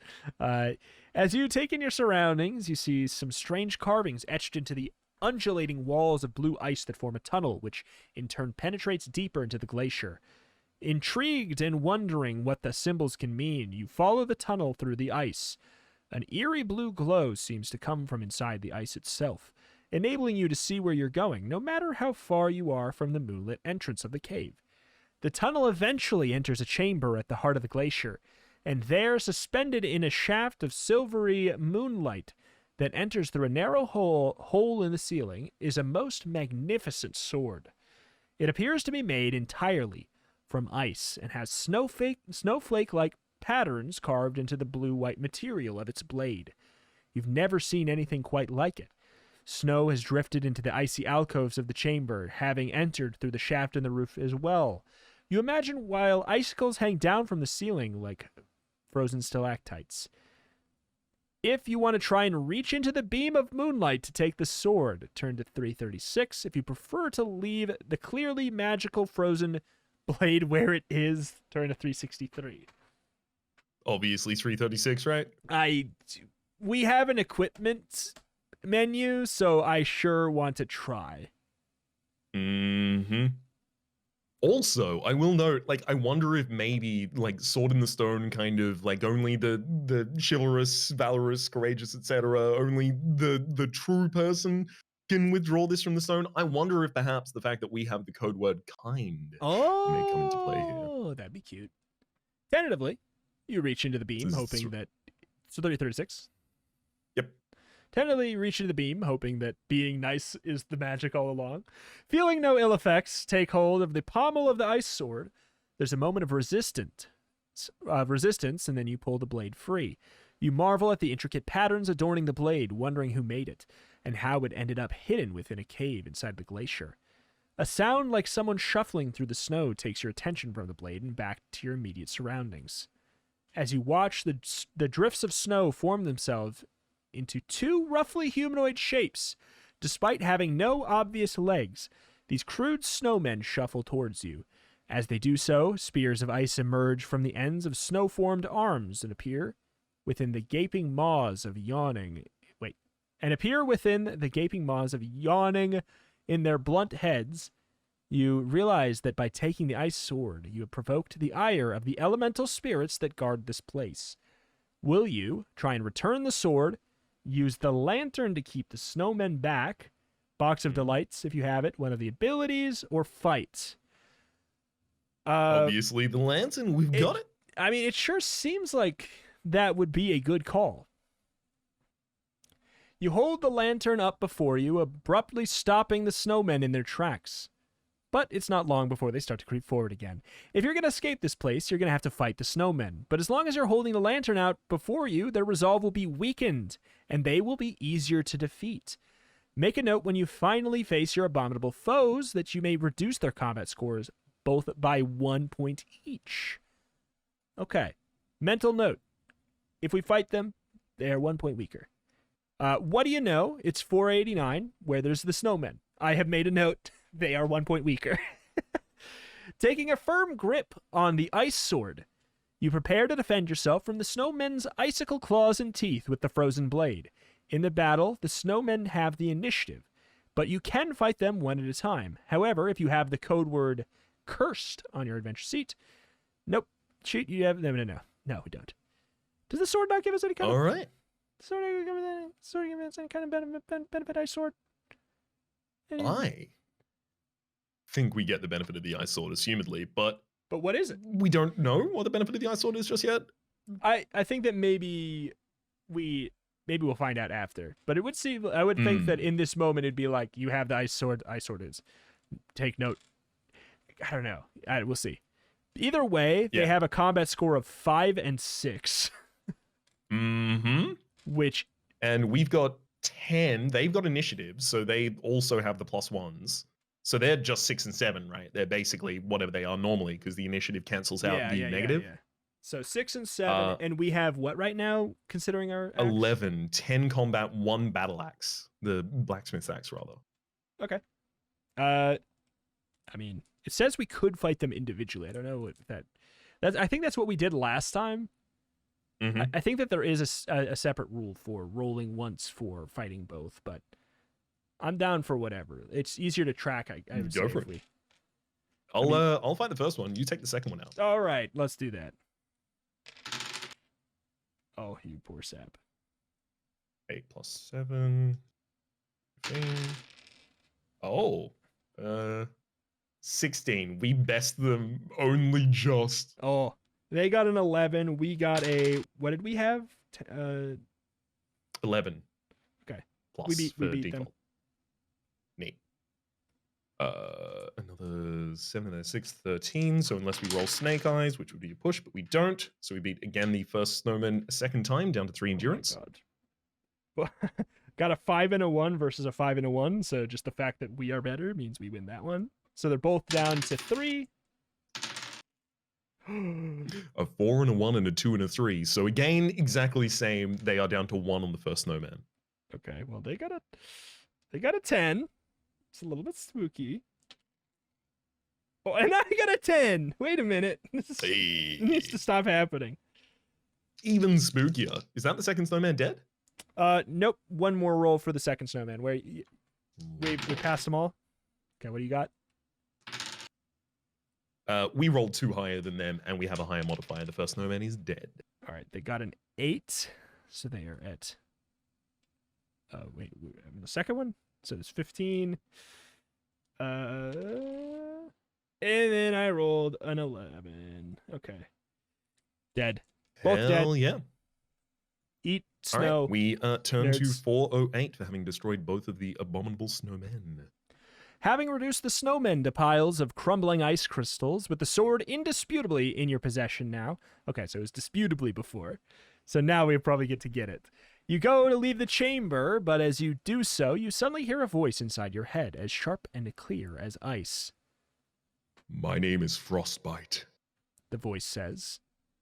and I am anathema to all demonkind. Record the ice sword in your adventure sheet. Whenever you use frostbite in a battle against an imp, demon, or devil, you can add 2 points to your combat rating. And any successful hits... Wait, and any successful hit you deliver with the sword causes 1 additional point of damage. The important note of that being... I'm trying to grok based off of the comma placement. Could we opt to use it and lose our penalty if we're not fighting a demon, an imp, a devil, or a demon? Could we opt to not have our bonus +1 from our axe so that we could do 1 extra damage? Or no? That's how I'm trying to process So That was no. yeah. The and here I think is particularly important. I Whenever you think use so it too. against a imp, devil, or demon, and any successful hit you deliver will do. Imp, devil, demon. Krampus has to be a demon, right? Yeah, exactly. He's the Christmas devil, right? This was a great detour then, I'd say. Mm-hmm. 100% agreed. All right, 363. I'm loving this, by the way. This is great fun. Thank you so much for allowing us to go through this, Jonathan Green. Yeah, again, big shout out. Big shout out. 363. On the other side of the ice cave, the tunnel continues on its undulating way through the glacier. Wait. Oh, and you follow it until you eventually emerge on the far side at the northern edge of the mountain pass. You make your way through the mountains until the ground underfoot starts to slope downwards, and you find yourself looking out across a vast ice sheet. And there, not half a league away, you can see the flickering of candlelight coming from the windows of a vast structure of stone and wood. It must be Santa's workshop. Turn to 100. Has to be.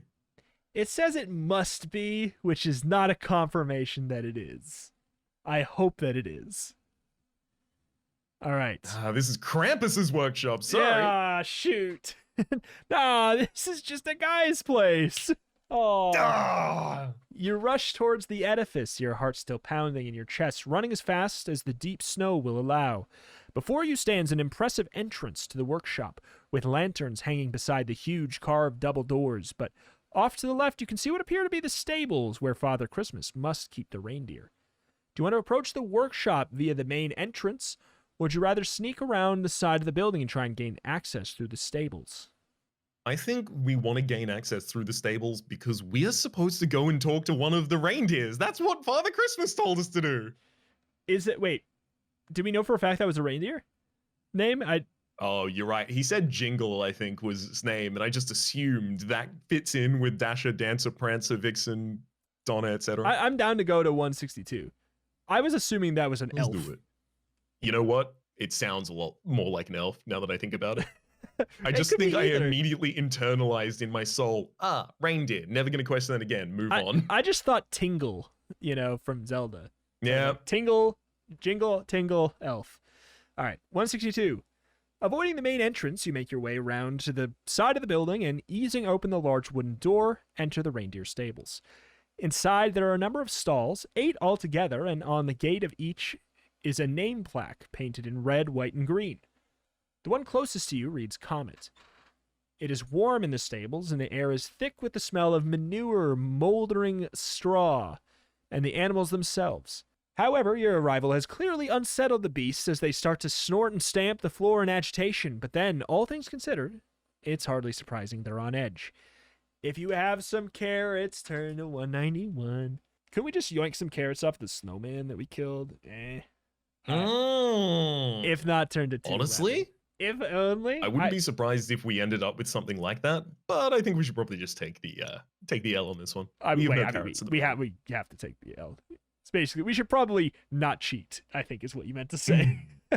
Yes. The reindeer become more and more agitated by your presence and start to upset each other, stamping their hooves and snorting in distress, and it's not long before you hear the grating of a door handle turning and the creak of hinges.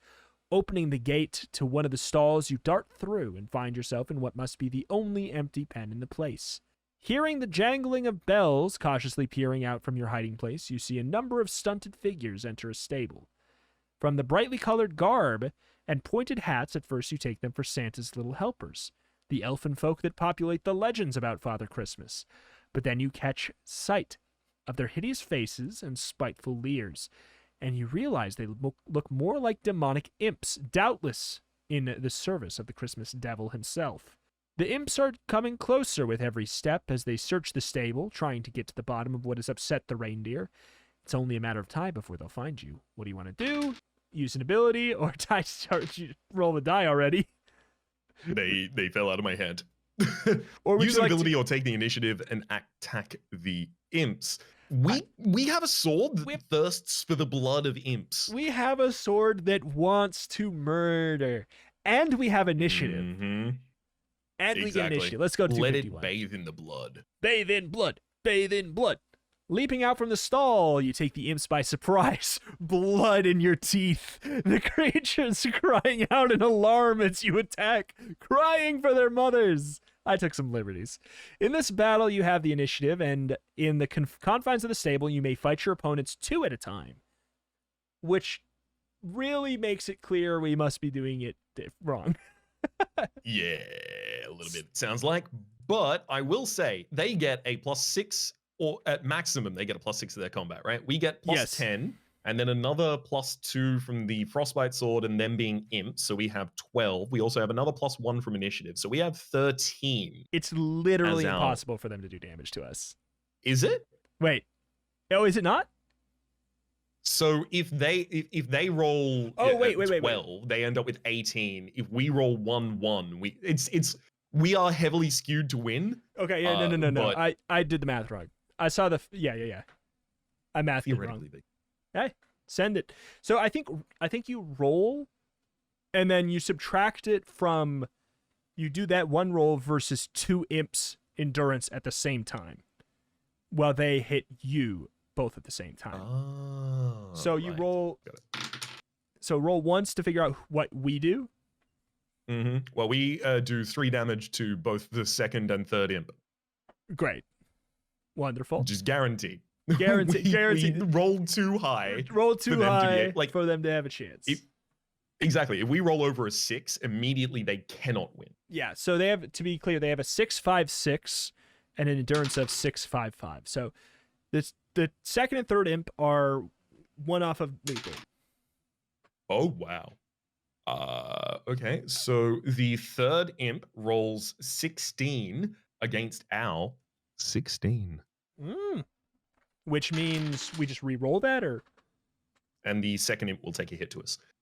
So at a push, I was kind of hoping we may never run into pushes here, just in case, because it would save us from having to figure it out. But if your combat score is the same as the enemy, roll 1 die. If the number rolled is odd, you deflect each other's attacks. If it's even, you each manage to injure one another. So you deal 1 endurance to each of you. Okay. All right. It's even, we deflect. Oh, thank God. Okay. Good deal. So that's second imp is dead. Third imp is one off. First imp is unscathed. So now you're rolling to combat both the first and third imp, which both have 6 combat. Score. Mm-hmm. For the audience. That roll was too high. We will kill the third imp, and we will half kill the first imp. All right. With an 8 added to 13 for a total of 21. These poor guys. The first imp dies. All right. Turn to page 41 then. We have won this fight. The imps that you turned to paste lie scattered on the floor. You make for the door from which they entered, and which you imagine must lead to the workshop itself. So intent are you on the door that you do not notice the trapdoor hidden beneath the scattering of straw halfway along the length of the stable. But you notice it when you step onto it, and it springs open beneath you. Turn to page 275. Santa put this here? No, it was the reindeers. Yeah. You slide down a chute only a short distance before dropping into an underground chamber, where your fall is broken by a pile of reindeer dung. Oh, it's a good thing this was actually knife dung in another universe. What an unpleasant place to find yourself, but at least it means you're unhurt. If you have the word cold, turn to 316, otherwise 296. This was not... Oh, no, we're going to be warmed up. I mean... Please? All right. Fingers crossed. Climbing down from the top of the mound of manure, you make your way along an underground passageway which ends at a small chamber. The only interesting features of the room are the 2 doors leading from it. Both bear painted wooden plaques. But the one on the left reads toys and the one on the right reads games. You doubt you could climb the slippery chute back up to the trap door, so the only way onwards is through one of these doors in front of you. What do you choose, toys or games? I wonder if the cold check was just like a like a player balance anti-griefing system. So they're like, it was going to do damage to us, but since they're like, well, it was clear that you already took damage, so like we don't want to ruin your life. Like maybe it was that. I don't know. That's the only lead I have, because this has no relation to the cold. Yeah, agreed. Not sure what has gone on there. I think it was a kindness. My guess is it was a kindness. Toys or games? Toys or games? I think it's possible that we're kind of like choosing on a meta level here effectively. Do we want equipment, or do we want like opportunity? Do we want event, or do we want item? That is a great question. We have some good item already, for sure. We do. We absolutely do. I'm fine with either, because I'm also like, I'm intrigued by potential toy monsters. Like, not that I should want, like, I want to fight this kind of monster. The idea of a, like a demon Christmas toy is titillating. It's like, it's Tin Soldier. Yes. It's animated Nutcracker. Absolutely. It's obviously we've fought snowmen already. The Christmas tree aunt also makes a bunch of sense. I want to see a Christmas tree in this situation. I want to see some presents that explode. I mean, that's kind of typical as well. Yeah. Well, either way, do you have a strong lead on one of these? I'm down to take the. Let's go toys. Let's do it. 432. Opening the door labeled toys, you step through and find yourself in a large room lit by a single lantern hanging from the middle of the ceiling. Roll one die or pick a card. If the number rolled is odd or the card is red, turn to 394. Otherwise, if it's black, turn to 293. You're gonna. All right, time to get a card then. Yep.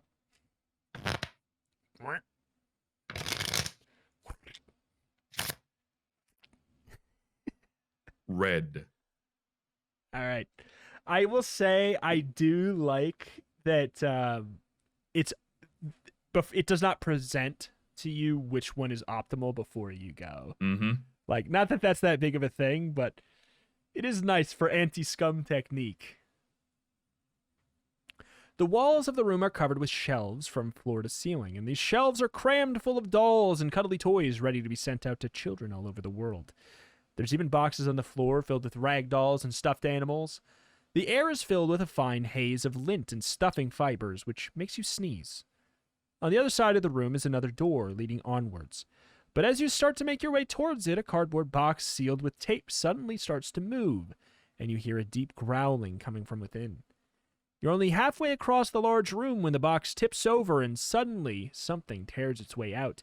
You can instantly see that it is a teddy bear, but it's almost as tall as you are, can move out of its own volition, and has steel-sharp claws as well as mouth crammed with needle-like teeth. And it's blocking your way to the other door. The stuffed bear growls again and starts to move towards you. What do? Naughty or nice, pen is mightier, or prepare to defend yourself against the maligned teddy bear. So what do we...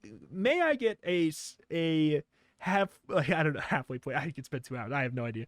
A however many point stock check on our current ability usages. Crabsolutely.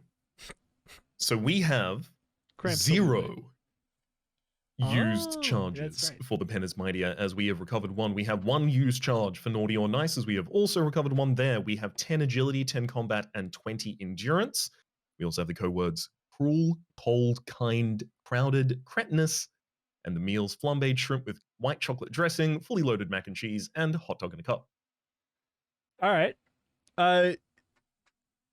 Yeah. As much as I'm sure we could wipe the floor, part of me has in the back of my head that, like, maybe it's optimal to be at 1 usage of Pen is Mightier after it got replenished before. I'm not against it. Let's do it. Let's go to 261. I also do want to see how, like, naughty or nice or pen is mightier actually resolve things, because they resolve them in unique ways. They do. It's not just like a, well, you win, smile. Mm-hmm. Like, maybe in some instances it is, but... All right. 261. In your moment of desperation, an idea hits you like a blow to the back of the head. Pulling a hobby horse from a bucket by the door, you hurl it at the lantern hanging from the ceiling. Hobby horse. I don't know what that is.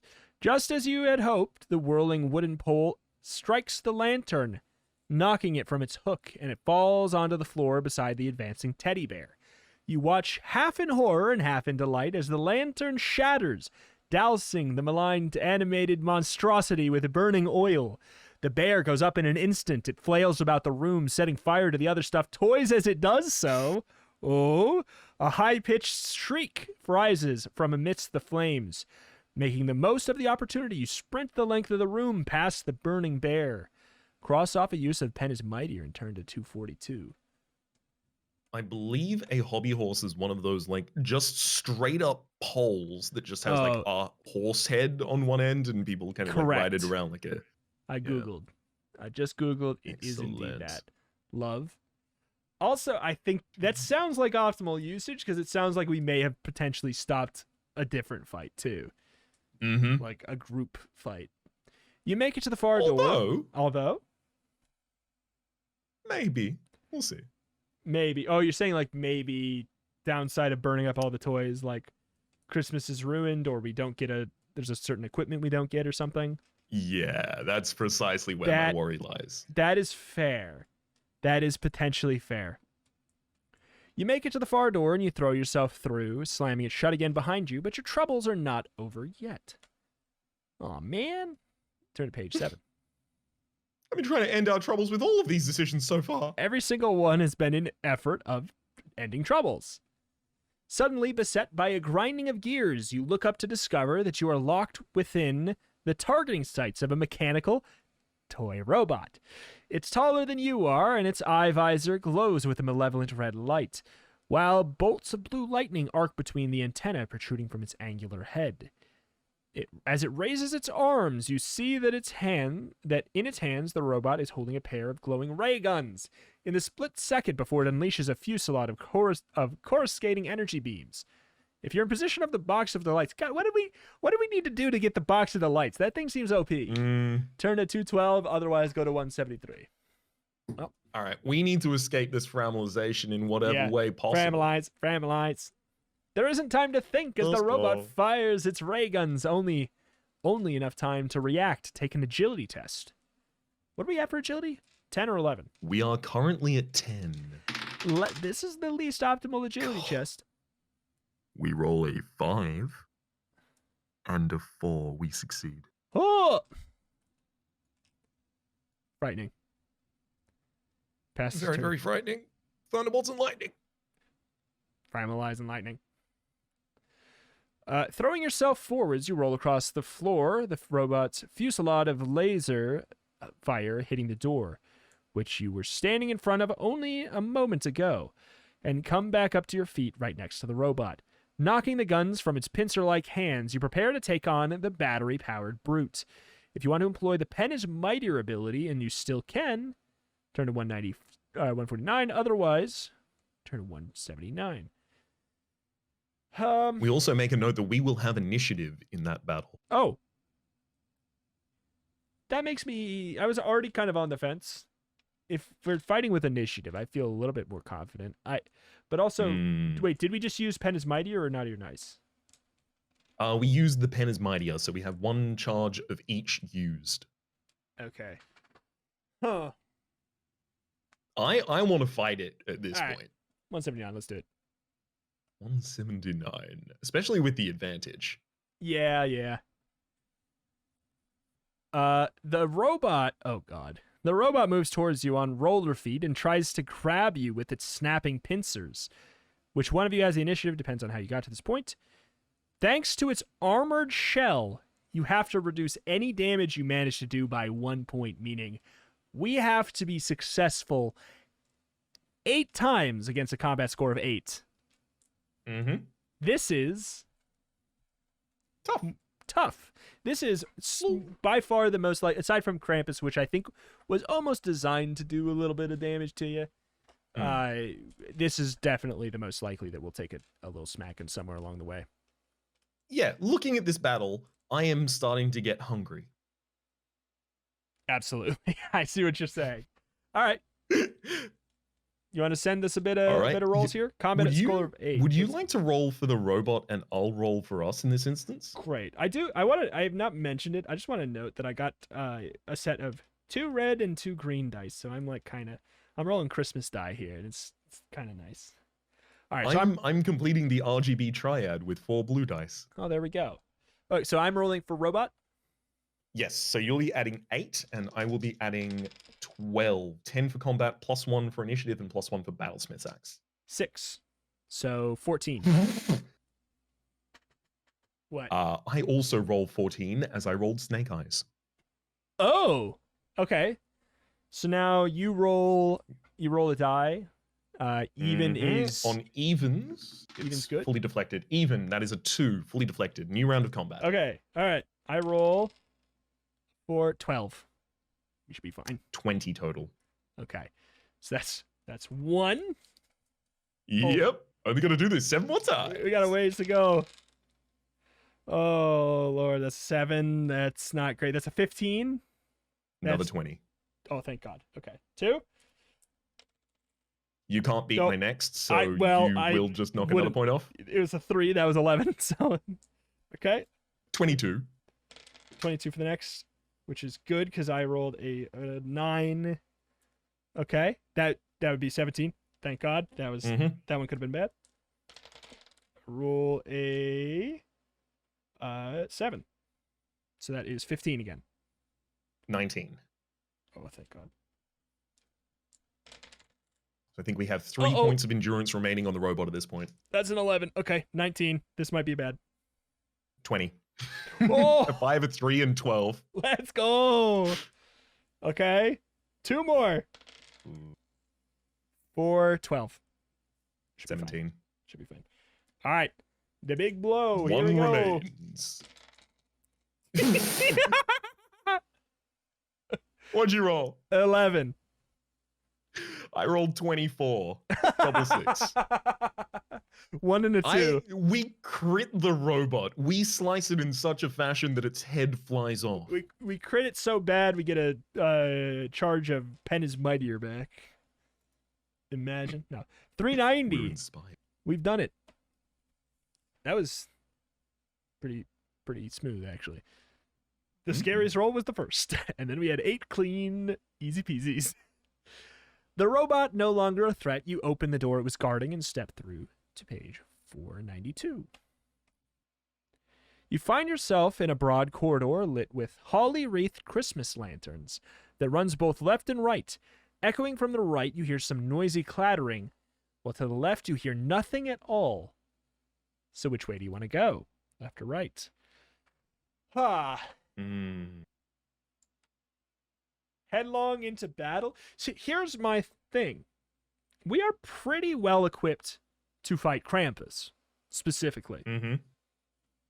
So I don't know how much we are, like, the only data we have is noise in one way, nothing in the other. And we are trying Which to run means- headlong into battle. In the quiet area, it's possible that someone is lying in wait. That is true. Either someone's lying in wait. The other option being that the clattering is kind of like a mechanical clattering of like a trap, of which that is, I would say at this point, agility checks are probably the biggest point of us potentially getting bodied.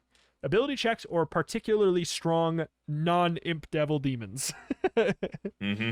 So this is a tough choice. I mean, it's abstract mostly. Do you have a strong way that you're leaning? Zero lean. Yeah. So these are always the toughest choices when they're like they give you the faintest amount to go on, and you're like, I feel like I should be able to extrapolate more data from this, but I don't know how to. So Take the left path. left path, no sound. Sounds good to me. In that, Sounds like nothing I was to going me. to say sounds good to me, no matter what you said. Where is this page that we are looking for as well? 461. 461. Thank you muchly. The corridor ends at a large wooden door bearing a grim visage. I always It's like, it's always, where do you hear it first? It was League of Legends for me. And so I just had to make it up myself. Carved into the wood, like some hideous cross between a man and a goat. While on the lintel above the door, someone has painted the words, "You'd better be good for goodness sake." Listening at the door for a moment, you hear what sounds like a muttering of low voices coming from behind it. If you want to risk opening the door, turn to 441. If you'd rather leave well enough alone and want to follow the corridor, turn to 362. I think what we found, it must be Santa's workshop. No, we found Krampus's workshop. That's why the reindeers in here are particularly ornery, and that's why the imps in here are devils rather than the elfin folk. I mean, I think it's totally possible. I also think that maybe we could just bust in and try and kill him with the sword. Like, At this- like part of me. At this point, I am feeling like, unlike, I think we've equipped ourselves in a way where, because we fought Krampus, we know his stat block, and we know it's spooky, but also that if it was just like head to head, final fight, us right now versus Krampus right now, we would almost assuredly come out like fine. Yeah, we're the hunter, not the hunted right now. Yeah, we have shifted things, and the longer we go, the more likely it is that we whittle down our agility and our combat. So I'm True. like concerned by that. Obviously, we could get stuff, but I'm more worried about us falling than thinking we could rise at this point. Either way, 441. I like 441. Let's do it. Opening the door, it's not locked. You enter what is patently a prison cell. Only a few paces from the entrance, the chamber is bisected by a wall of bars, in the middle of which is a cage door. Packed in behind the bars are dozens and dozens of forlorn-looking figures. While they're all clearly adults, they are all shorter than you. And from their garish pied clothes, their noticeably pointed ears. You can only assume that they are Santa's helpers, the elves you would expect to find slaving away in the workshop. Upon catching sight of you, their changing expressions run the whole gamut of emotions, from anxious to bewildered to hopeful, as they realize that you are not one of the ones who imprison them here, but you might actually be their salvation. Hello, Asks a female elf wearing purple clothes and red curly-toed shoes. You tell her your name, and as the elves press you for more information, asking how you came to be here, you end up relating the details of your journey through the Arctic wilderness to the home of Father Christmas. In return, they tell you how Krampus and his imps took them by surprise, rounding them up and imprisoning them in the very cell that had been the Christmas Devil's home for the last 2 millennia. I was going to ask why there was a prison in Santa's workshop. That makes sense. Yeah, exactly. But also, he's been locked there for 2,000 years. I mean, that doesn't sound particularly comfortable. True. let us out and we will help you overcome the usurper and his imps and put them back where they belong. The female elf, whose name is Sugarplum, says with grim resolution, "This sounds like a much better plan than taking on the Christmas Devil by yourself. However, the cell is locked and there's no sign of a key. If you have a set of lockpicks or a skeleton key, turn to 425. Otherwise, 399. Wait here. Oh, 399. Krampus has the key. The chief elf, whose name is Jingle, says dejectedly. But I think I know where a sparrow's kept. Says Sugarplum. Where? You ask excitedly. Mrs. Christmas keeps one in the pocket of her apron. And where might I find Mrs. Christmas? You ask.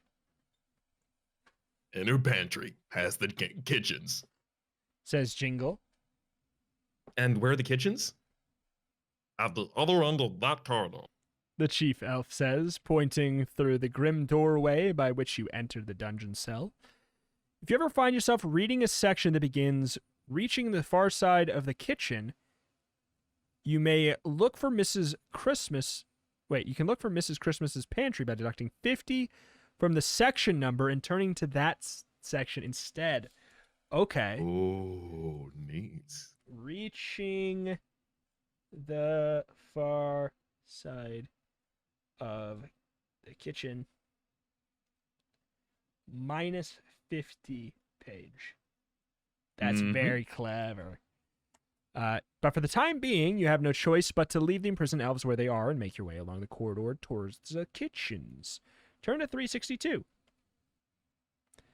Making your way along the lantern-lit corridor, you eventually come to a set of double doors which swing open at your touch, and you find yourself at the entrance to a cavernous kitchen. Everywhere you look, strange, overweight, goblin-like creatures wearing food-stained aprons and tall chef hats are preparing platters of the most marvelous confections. You can see trays of marzipan fruits, candy canes, meringues, candied fruits, toffee apples, as well as the most magnificent jellies, boiled bowls of sweets, mountains of mince pies, donuts, cakes, cream horns, and yet no ham glass of water. The sight of the possibly call this a buffet? The sight of the sublime sweetmeats and the delectable syrupy scents that fill the air have your mouth watering in moments. A great oven bathes the kitchen in its infernal glow whilst making it almost unbearably hot for someone wearing a dressing gown. On the far side of the kitchen stands a set of double doors which you hope will lead you up to Father Christmas's workshop. The kitchen is so chaotically busy that you're confident you could sneak through it, ducking under tables and behind pillars as required, and escape without being spotted by the curious confectioners. And so you set off, dropping your hands and knees to crawl under the table when a goblin chef walks past carrying a tray of iced buns. It'd be easy to snaffle a prize from one of the trays of tempting treats as you make your way through the kitchen. Do you give in to temptation and help yourself to a cooling toffee apple? Or will you attempt to make your way across the kitchen without giving in to temptation? So this is clearly like, risk it for something akin to a biscuit. Exactly. I think this might even give us the sweet treat, the sweet delight, or whatever it's called. Yeah, I'm fairly confident this is like what, make an agility check to potentially gain a meal? Possibly? Sounds about right to me. The question is if we're willing to risk that, because we have what, 3 meals left? Yes, we have 3 meals remaining. I wonder if it might be a key item rather than a meal. Oh, with that in mind, I'm but down it does to, say help yourself too, so it's difficult to tell. I lean slightly towards 332 personally. That is the cooling toffee apple. Let's do it. It's no good. You can't resist the delectable delights arrayed on the tables and swipe a toffee apple from the cooling rack. Record the toffee apple on your adventure sheet. It's the equivalent of a meal. Okay. But as you continue to crawl across the kitchen, using the tables for cover, you become aware of a high-pitched, chuntering noise coming from behind you. Still on your hands and knees, you glance behind you. Several table lengths away, half a dozen gingerbread men are scouring the tiled floor. Their iced expressions are twisted into unwelcoming grimaces. It would seem that the kitchen has its own half-baked guardians. Scrambling from under the table, you duck into an alcove, hoping to escape the attention of the gingerbread men. But your decision is more a case out of the frying pan and into the fire than getting away by the skin of your teeth. Racks and racks of cinnamon spice cookie creations drop down from the shelves in the alcove to attack. One of them even lands on your shoulder and bites you before you can shake it. Lose 2 endurance points. Okay, well, so far, still a +2 from the apple. Mm-hmm.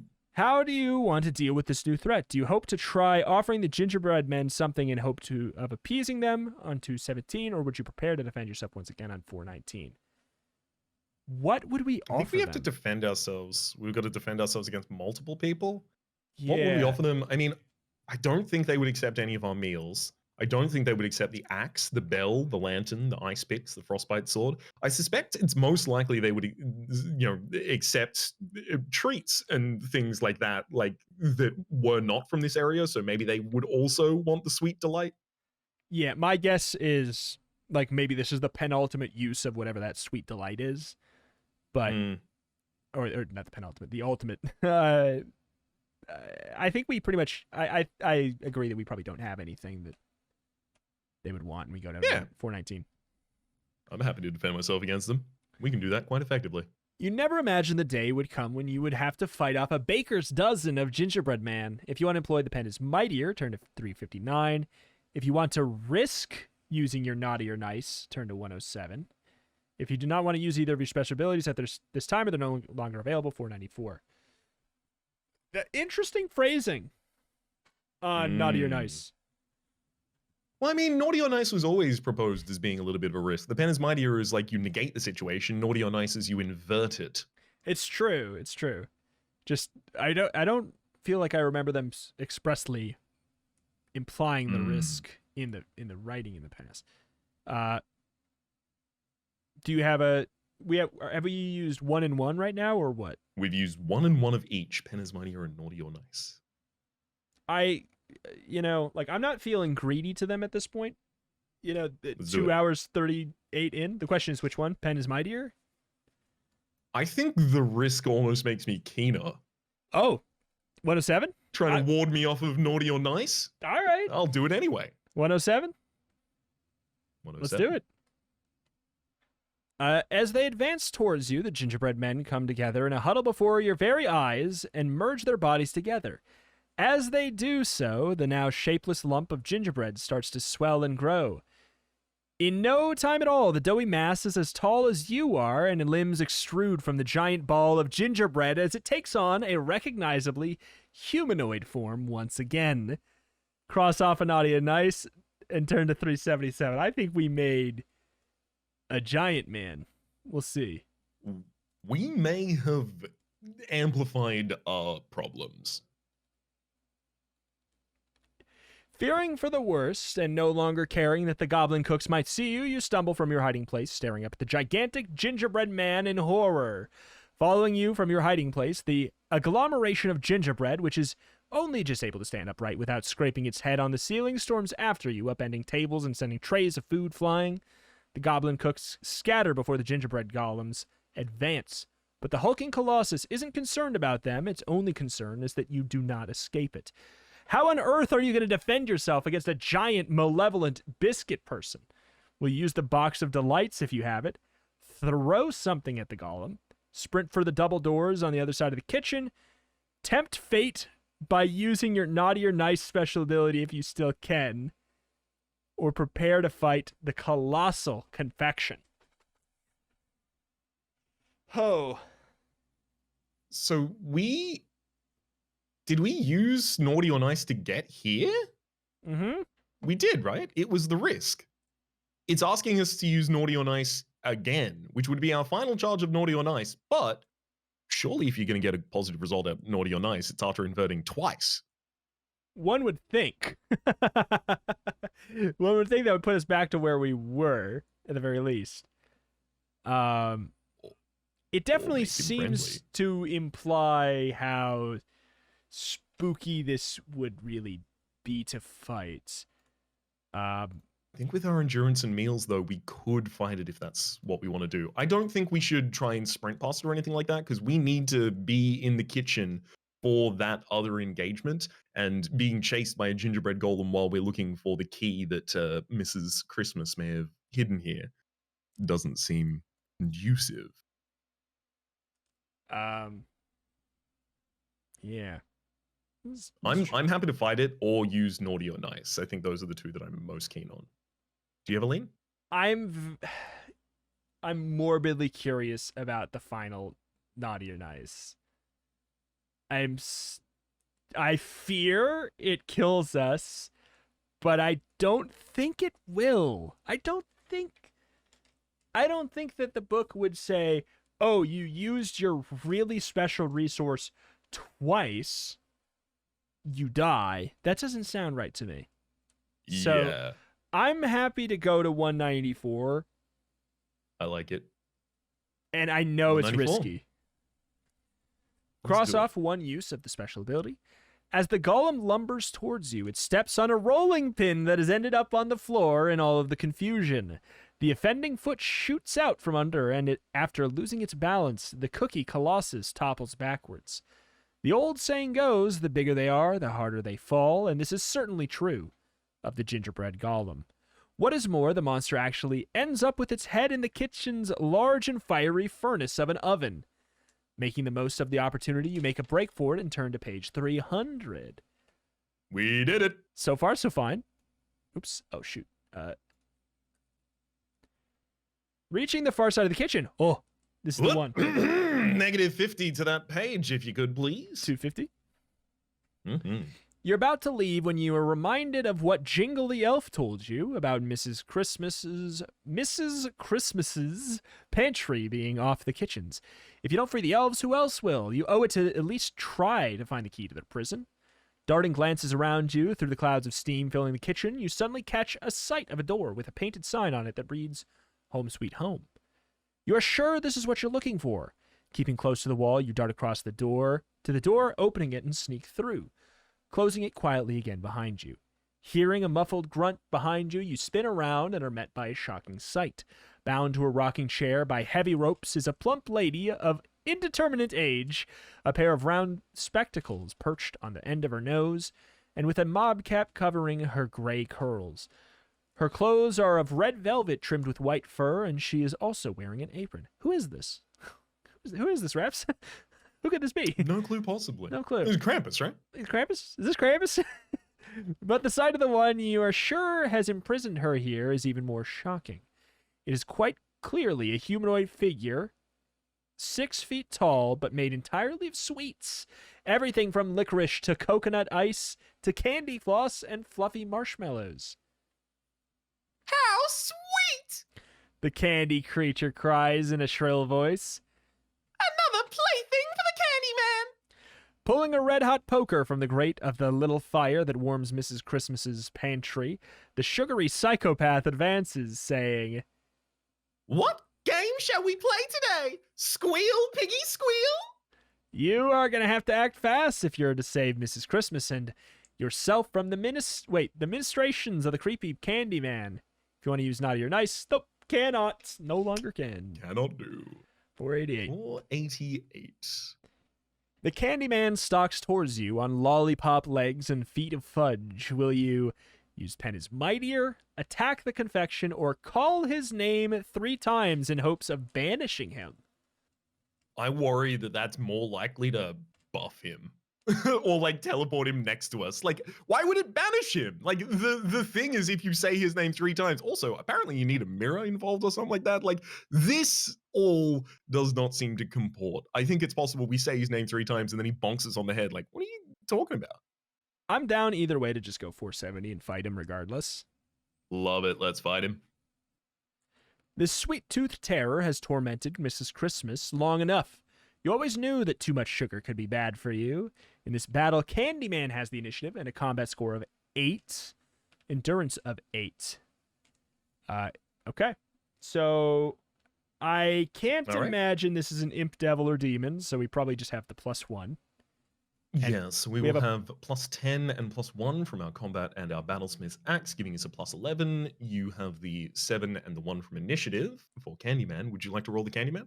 Sure. And then we need 4 successful checks. Mm-hmm. We have an 18 on our side. Okay. Yeah. Okay, 11. 19. Ooh, we take 2 damage. We actually take a hit. We actually take a hit here. Candyman can. You can take a hit.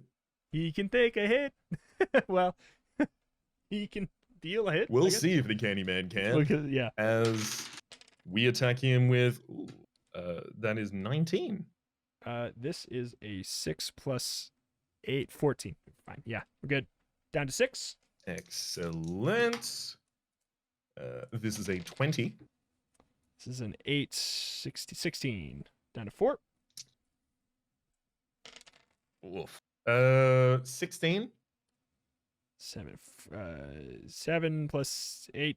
Oh, got math. 15. We're fine. That was a close one, though.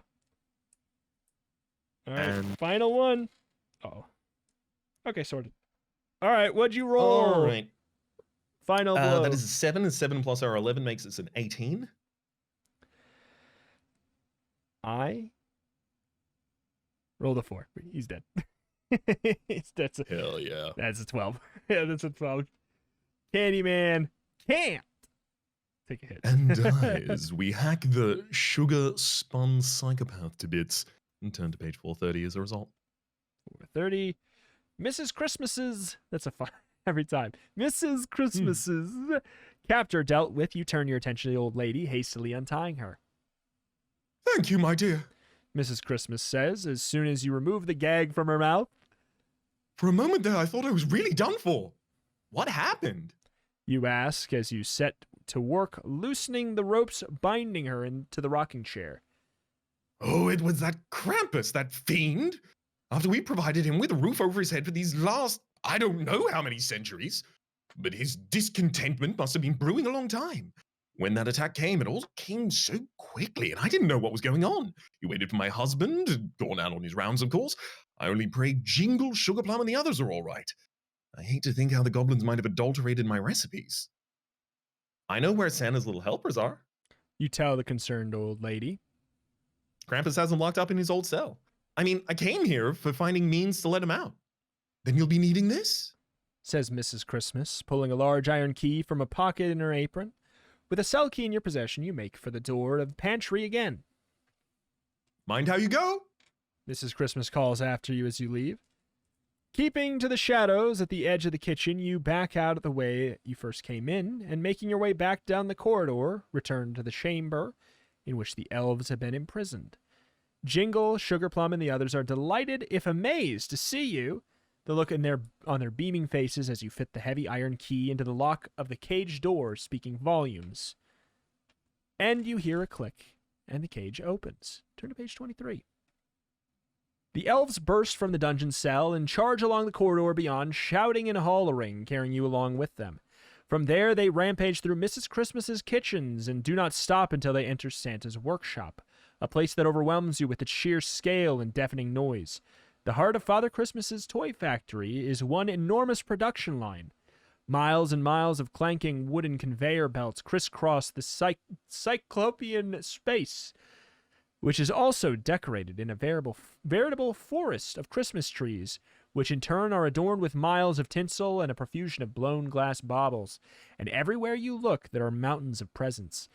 At first, you take the factory workforce to be elves as well, until you focus on their hideous features and leering demonic sneers. These aren't Santa's little helpers, they're more like Satan's little helpers. The toys the horrible impish creatures are manufacturing don't look like the sort of things you would imagine many children would have written down on their Christmas lists this year. There are grim-faced dolls wielding bloody axes, headless teddy bears, clockwork creations with snapping, gin-trapped jaws. Upon seeing the imps and the booby-trapped toys they are making, a roar of rage rises from the elves and they pour into the workshop, arming themselves with anything that comes to hand. From spanners to screwdrivers to mallets to crowbars, the elves attack the imps. As the elves engage the impish army in pitched battle, pointing towards a wooden staircase at the far end of the hall and the grand set of double doors at the top, the chief elf Jingle calls out to you. Fine Father Christmas! You don't need to be told twice. You sprint for the stairs, taking them two at a time, and you throw yourself through the doors, entering the center of operations here at the North Pole. Turn to 485. You're standing in what can only be described as a large office. The room is dominated by a huge stone fireplace, and there's a roaring fire burning within it even now. On one wall is a vast notice board onto which have been pinned work schedules and a calendar-based planner on which the 24th December has been ringed in a thick red pen. On the opposite wall is a huge map of the world. Despite being larger than many people's homes, the office is crammed with filing cabinets and desks, and in one corner of the room is a veritable mountain of mailbags. Piles of opened letters cover the workstations. Passing one of them, you see that it's covered with curled squares of yellowed parchment, with things written on them like, you know what? You want to take this? As Santa? Oh. Hold on. Oh. Jingle, don't forget to feed the reindeer. And Remind me to get something nice for Mrs. Christmas. the largest desk, a monster of a thing that looks like it must have been put together from an entire oak tree, stands in front of the fire and clearly belongs to the boss. There are stacks of open envelopes on this desk too, as well as a large leather-bound book. However, the office is entirely devoid of human life or any other form of life for that matter. As well as the double doors leading to the factory floor, there's another smaller way in and out facing the fireplace. You can't help feeling like time is running out, so do you want to leave the office through the smaller door without further delay, or do you want to examine the things on Father Christmas's desk first? Basically, right now, it's what? Like, we're looking for a further advantage in the Krampus fight. Yeah, pretty much. There's stacks of open envelopes on the desk too, as well as a large leather-bound book. I guess we're looking for some weakness in that leather-bound book, maybe a code word even. Yeah. Do you think we'd find one? I think that since we have the Frostbite Ice Sword, we may not need one. Fair. There is also a war going on outside, so maybe we should be hasty about this kind of thing. True. The completionist in me always wants to look at everything. It's so though. tough. We still have a use of Pen is Mightier, right? We have one use. We have two of them, in fact. Two. You know, maybe we just go 4-6-2 then. If you want to fulfill that urge, I think we might have the tools to get away with, like in the same way we might get away to like fix it. Embossed onto the red leather cover of the huge tome in gold leaf are 3 words: naughty or nice. The letters are clearly those that children from all over the world have sent to Father Christmas. Do you want to take a closer look at the book or the letters? $4.74 for the book, naughty or nice, or $4.45 for the letters. So a naughty or nice, we would probably be able to check, like, that's the naughty or nice list. Every child in the universe is listed by whether or not they're naughty or nice. Do we need any of that information? Is there any reason we would? The only lead I would have for why that route would be exciting is like maybe we could get naughty or nice charges replenished. That's the only lead I have on why that would be useful. I similarly don't have a lead on why the letters would be useful. Also true. Like, Santa, dear Santa, I found out the weakness to Krampus. He doesn't like it when you tickle his knee. Like, I don't know. I don't really. Let's go for the book. Okay, you're right. There's no direct intrinsic reason to believe that there's information in either of them, but the book seems like it might be more valuable just in general. It's just based off of the fact that it says the thing that's on our sheet. That's really just it for me.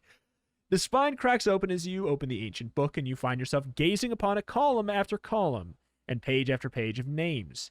Anywhere you look in the book, on the left-hand side are the names of those who've been deemed naughty, written in black ink, while on the right-hand side, in red, the names of those who have been classified as nice. Flicking through them in the huge ledger, gazing in wonder at the list of names, you come to a double-page spread on which have been written only 2 names. On the left-hand page, in large black Gothic letters, reads the name Krampus. While on the right-hand page, in red ink, it's your name. You now have 1 extra use of the naughty or nice special ability. Record this on your adventure sheet.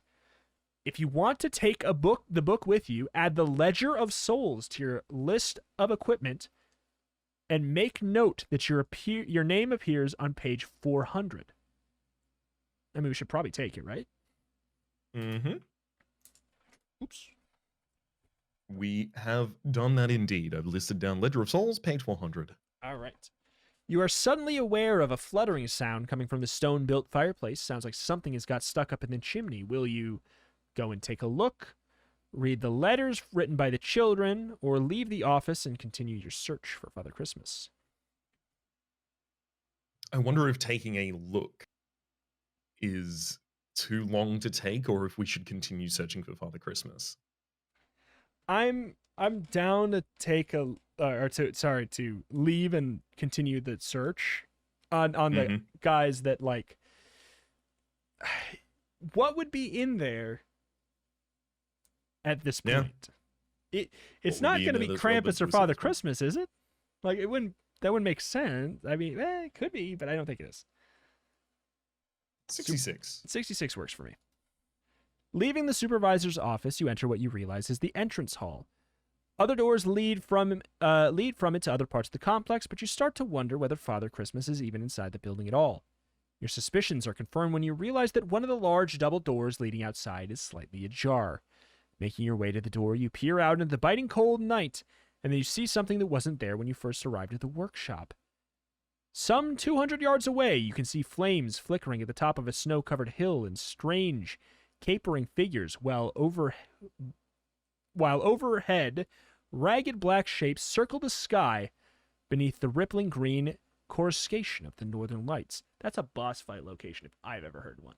Mm-hmm. Determined to find out what's going on, you set off to the snow once more. If you have the word cold recorded on your adventure sheet, turn to 356. We do, right? That's the one that we've had. Mm-hmm. Yikes.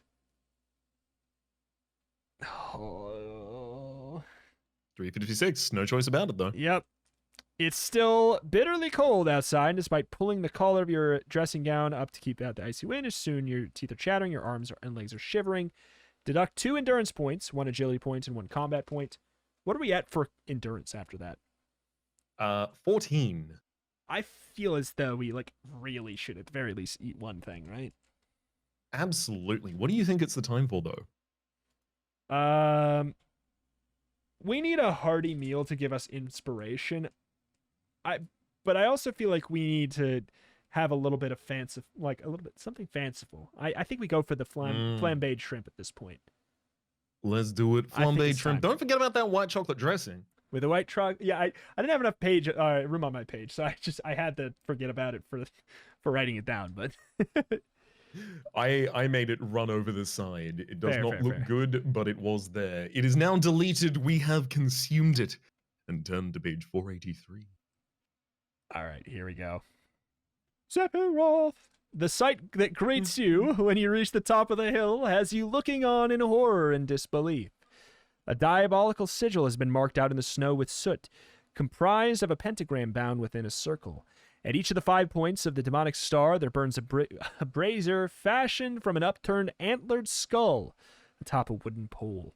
But what is more horrible to your appalled gaze than the unholy symbol itself? Is the fact that the slightly overweight old man lies trussed up in its center, and judging by his round belly, red coat and trousers, and white beard, it can only be Father Christmas. Standing at the bottom point of the inverted star is your nemesis, the one you've hunted for, far and wide, this entire night, the hideous, the horned, the goat-legged Christmas devil himself, Krampus. 4 crow-like figures draped in tattered cloaks stand behind the braziers that mark out the remaining 4 points of the pentagram, while more of the ragged figures whirl through the sky, black silhouettes against the coruscating northern lights. The chanting voices of figures drift to you over the snow, and although you cannot understand what they're saying, it nonetheless makes the hairs on the back of your neck stand on end. You can only assume that the devil and his servants are enacting a dark rite to break Santa's power, doubtless intending to usurp his position. But whatever the truth of the matter, you know that what you have to do is do what you can to try and rescue Father Christmas from the foul fiend's clutches.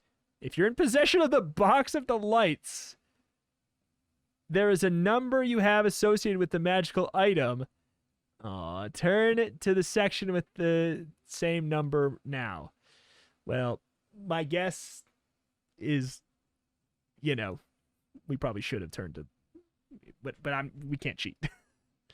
I think it's possible that when we went into the forest, we chose a path that if we went on to instead the ice fields and then the castle beyond, we may have found the box of delights. But on this side, it's worth noting, we've got the frostbite ice sword. Sure, we might have that box of delights, but when it comes to fighting Krampus, we might be well equipped. Yeah, so 439. I will say also, I really like the intro for Krampus here, which kind of sounds like a wrestling announcement. I know. Like, standing at the bottom point of the inverted star is your nemesis, the one you've hunted for far and wide this night, the hideous horned god-like demon. It's so good. It seems like it's written intentionally in that voice even as well. Oh, yeah, more or less, yeah. 439. 439. The creatures soaring and swooping overhead cackle with sinister glee as they sweep through the air, apparently unhindered by gravity. If you have the word cruel written on your adventure sheet, turn to 335. If not, if you have the word kind, turn to 352. Otherwise, 335. Do we have cruel? I know we have kind. We have cruel and so we go to 335, unfortunately. That's the second in a row we've whiffed. A host of potential foes stands between you and the rescue of Father Christmas. You're vastly outnumbered, at least 10 to 1, if not more, and it's surely only a matter of time before one of Krampus's minions launches an attack against you. If you have courageous on your sheet, turn to 271. I'm pretty sure we don't. We do not. 481. Uh-oh. But we have the sword. A piercing shriek cuts through the night. One of the whirling rag-clad hags has spotted you. You're soon surrounded by wailing banshees as well as grotesquely leering imps. The creatures of the devil's coven grasp you with their hideously clawed hands and drag you before the Lord of Misrule himself. Gibbering and jabbering excitedly as they do, Krampus rises to his full impressive height before you and in a braying voice demands, Tell me, why are you here, you timorous mouse? You followed me ever since I left your house. Your heart racing, you stand tall and meet your monster's sinister caprine gaze. I'm here to save Father Christmas. You tell him. But why would you do that? What is he to you? An aged housebreaker whose time's overdue? Because he brings joy to millions of children all over the world. Because he reminds adults that it's better to give than to receive. And because, most importantly of all, in this instance, it's not a case of the better the devil you know. Better the devil you know. You don't know me, but you will soon enough, just you wait and see. I've been around since mankind lived in caves, when beasts ruled the night and fear made them slaves. Before there were saints, I was their master, causing their drums and hearts to beat faster. I was the monster out there in the wood. Krampus will get you if you be no good. There was a threat desperate mothers would make, and you'd better be good for goodness sake. But then came the light, and then came Christmas, and I was banished, cast into the darkness. Children slept soundly, all snug in their beds. Sweet dreams, not nightmares, now filling their heads. And they've become spoiled and selfish, ungrateful. Their manners appalling, their attitude hateful. But I am the one who will punish the haughty. I will decide who is nice and who's naughty. When I'm in charge upon each Christmas Eve, sinners will tremble, for they will believe. Children will wish for the old days and hark. People will know they once feared the dark. Christmas is dead, I have made it my pact. From now till Christmas Eve will be called Krampus now.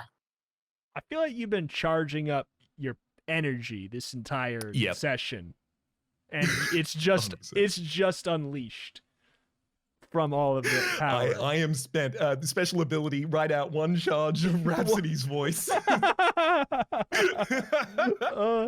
That's good though.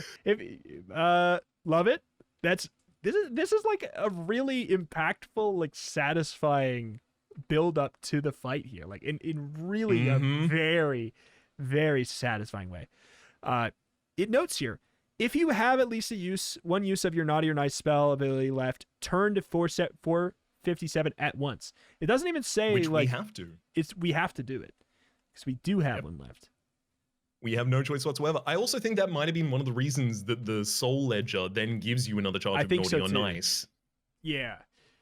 Krampus leans closer, his long, pockmarked tongue writhing from his fanged mouth, as if with a life of its own, and you almost retch at the devil's rancid breath as it comes at you with rancid gusts. You cannot help but meet his horribly bulging yellow eyes and stare into the pinpricks of darkness that are his pupils within. I'll ask you just once. I'll ask you not twice. Have you, my child, been naughty or nice? As you're struggling to resist the devil's hypnotic power, a rich, warm voice reaches your ears. Do not fear, child, It says, for I know where your name would appear in my great book, for you have a good heart and honorable intentions. Father Christmas's encouragement is just what you need to break free of the hold Krampus has over you. Cross off a use of naughty or nice and turn to 284. Thanks, Santa. Thanks, Santa. The distraction your intervention has created has weakened Krampus's focus, and therefore the power of the enchantment binding Father Christmas. With the spell waning, the big man has managed to free one of his hands. Putting his fingers between his lips, Father Christmas gives a shrill whistle, and you manage to tear your eyes from the devil's jaundiced gaze in time to see half a dozen reindeer galloping through the sky towards you. Catching the tattered hags on the prongs of their antlers, they engage Krampus's minions, giving you a chance you need to bring this dark ritual to an abrupt conclusion. Record the word Kringle on your adventure sheet. Turn to 383. We have Kringle on our adventure sheet. Let's go. That seems like an important one to have. Mhm. With the diabolical host distracted, it's time to end this. To put it simply, stop the devil and save Christmas. But how do you intend to do that? If you have a mistletoe spear, you will have a number associated with that artifact. Turn to that section now, otherwise 61. Well, 61 for us then. if you have the Ledger of Souls with you, you'll need the number associated with it. Turn to that section now, otherwise 74. So we turn to page 400 now. 400 exactly. 400. You have my book! Father Christmas suddenly calls out in excitement. Oh, do you happen to have a bell and a candle as well? If you have a bell and a candle, as well as the book, turn to 80. If not, you're going to have to fight the devil in order to rescue Father Christmas. Do we have a candle? I don't think we have a candle. I think the candle itself, I don't think the lantern counts as having a candle in or any such. I think not. Well, so close, and yet 74. 74. With which weapon do you intend to finish the Christmas devil? The blacksmith's axe, the silver sword, or the ice sword frostbite? I mean, now I'm Ice sword scared. frostbite. Now I'm scared that it's asking like it's gonna. I assume that. Oh no, it's just being kind. As you battle the is. Christmas devil, remember that you add 2 bonus points when calculating the combat rating, and a successful hit causes 1 additional point of damage. It's just a really nice thing. 328. I don't think we should turn to 328. 328. 328. I think we should turn to 328. Yeah, I think we're hungry. You think we're hungry? I mean, I'm down. I think we're pretty hungry. Oh, we should definitely. Hot dog in a cup before. Yep. Hot dog in a cup before Crampy. Yep. There's buff before the raid, hot dog in a cup. Okay. Do we also want to eat the fully loaded mac and cheese? Top off, get to 20 endurance? Oh, we might as well, probably, right? Like. Mm-hmm. I like it. So 328. 20 endurance. 328. Am I right? It's 328. Okay. If you want to use the Pen is Mightier ability, cross it off now and turn to 403. If you do not, and you have the code critical written, we don't. Otherwise, turn to 459. Basically, we have 1 Pen is Mightier left, right? We do. Do we want to use Do we? I guess. I think we should. I guess I'm not sure why. Oh wait, hang on. Oh yeah, it says if you want to use him.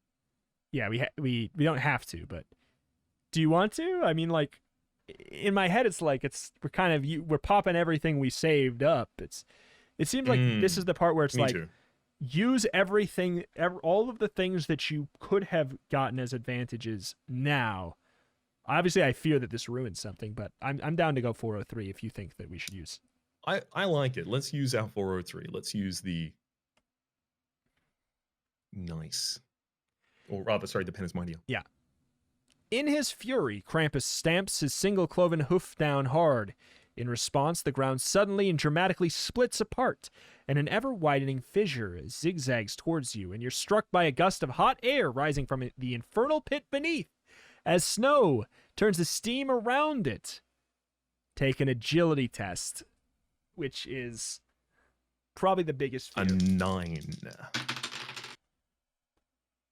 We fail with a 10. I'm going to write down 403. In the back of my mind. All right. If you fail, turn to 433. If you want to use your naughty or nice, and you still can use it now, we can't. We cannot. 309. Oh god. Why do I feel like it's the end? Roll a die, If the number is odd or the card is red, 67. Otherwise, just pick a card.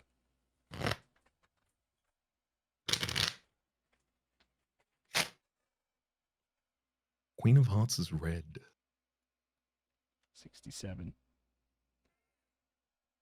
Exhausted as you are after all your endeavors, your reactions are dulled, and so you do not get out of the way in time, falling into a yawning gulf, plunging into the hellish pit beneath, never to be seen again. Your adventure ends here with you descending into hell, the end. Oh, sorry. It was a Queen of Clubs, as it turns out. Actually, that's a black card. Okay. Yeah. So that's a 114. It's so easy to get those confused, is the thing, you know. It's really easy to get those confused. With all the pressure. 114? Yeah, 114. As the opening fissure races towards you, you throw yourself out of the way, never falling in. Picking yourself up again quickly, you charge at Krampus. If you want to use the pen is mightier ability now, and you still can. Can we? We're used up, right? No, we have one more pen as mightier ability left. If it worked so well last time. Yeah, no if not, continue your battle with the Christmas Devil, in which you now have the initiative if you're victorious with the battle with the Anti-Santa, turn to 181. I kind of want to just jump on the fact that we have basically a +3. Yeah. That just seems like a safer bet, since last time the pen is mightier didn't really help. I mean, look, we got the initiative for having done this, which that's a swing. That's one negative from him, one positive to us. That's big. Wait, we don't turn to 181. Now we fight Krampus. Oh, what was his stat block? Oh. Okay, so 114, 181. I'm just writing down both of those. Mm-hmm. As I try and just thumb through here, see if I can find combat 10, endurance 14. So we have a +3, right? Yes, we've got +2 to hit from the Frostbite Ice Sword. We've got +1 from our initiative, and we have +9 from combat. So that is +12 total. So we have a +12. He has 10, an endurance of 14, meaning... And we have an endurance of 20. And we have 20. So meaning... God, we also do +1 damage, because he is definitely a devil, demon, or one of those two. Yeah, I mean, the book's made to expressly remind us. Christmas so we need devil. to hit him 5 times. We need 5 successes. Okay. Am I rolling for Krampy? You rolling for us? Sounds good. Let's do it. All right. That is a 5, so 15. Seems good. I rolled Snake Eyes, +12 is 14. We take 2 damage. Oh, no. Okay. Here, let me just get this sorted. 20 down to 18. And he is 14. Score of 10. All right. Well, we got a lot of tries left. Here we go. That is a 16. 19 for us. We do 2 damage. 3 damage. 3 damage, sorry. All right. Well, that's pretty okay. 15, not bad. 20. We also do 3 more damage. All right, down to 8. Krampus. This sword's so good. 7, and this is with us like taking a lot of combat penalties too. 17. 22. Oh, okay. Why was I worried? All right. Ooh. 21. 17. Yeah, 21. We're We're down to taking another 2 16. damage there. All right, the endurance is down to 16. 16.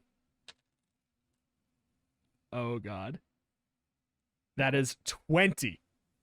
19. We take another 2 Oh, damage. God. I'm so glad we ate that hot dog in a cup. Yeah, no kidding. Jesus.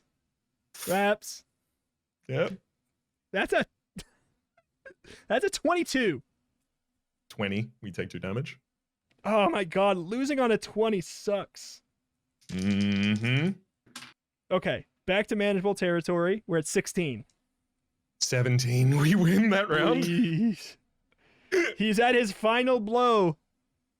We look him dead in his goat-like eyes. 21. 19. He does 2 more damage to us, taking us Okay, down to we're an at 10. endurance of 10. I am that fullest loaded Mac in our back pocket. That's an 18. With a squeal, Krampus's head falls from his neck as he takes 22 and the final 3 points. Ooh, baby. So that means we turn to 181. 181.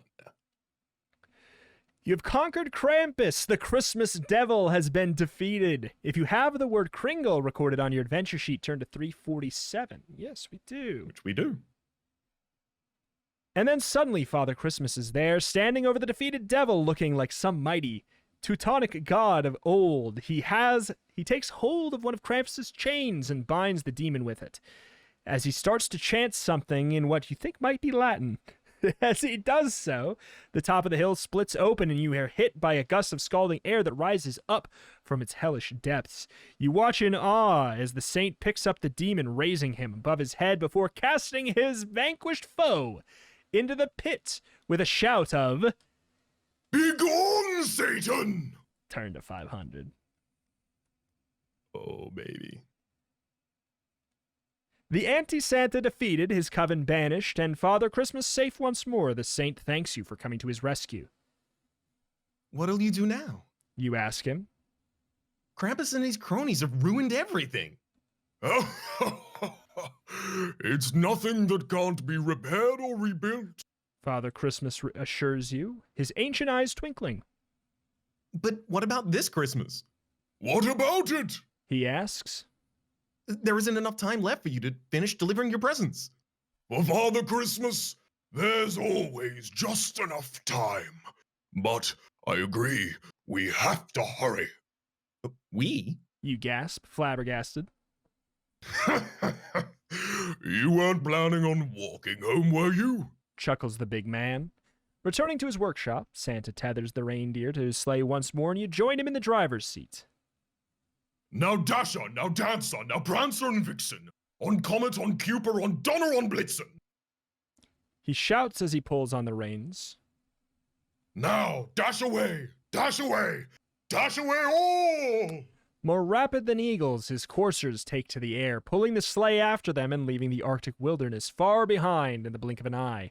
As you soar through the sky faster than a rocket, you peer over the side and through the gaps in the clouds hurtling past you. You catch glimpses of seas, fields, forests, and towns until suddenly you're descending again, and at their master's command, the reindeer alight outside your house. In a daze, your mind awhirl, you climb down onto the snowy ground in front of your own front door. Father Christmas gives you a smile and a wink. I'll be seeing you again, my friend. He says, laying a finger aside his nose. He gives a shrill whistle. The reindeer take off in a flurry of snow, and away they fly once more, as if they were all as weightless as thistledown.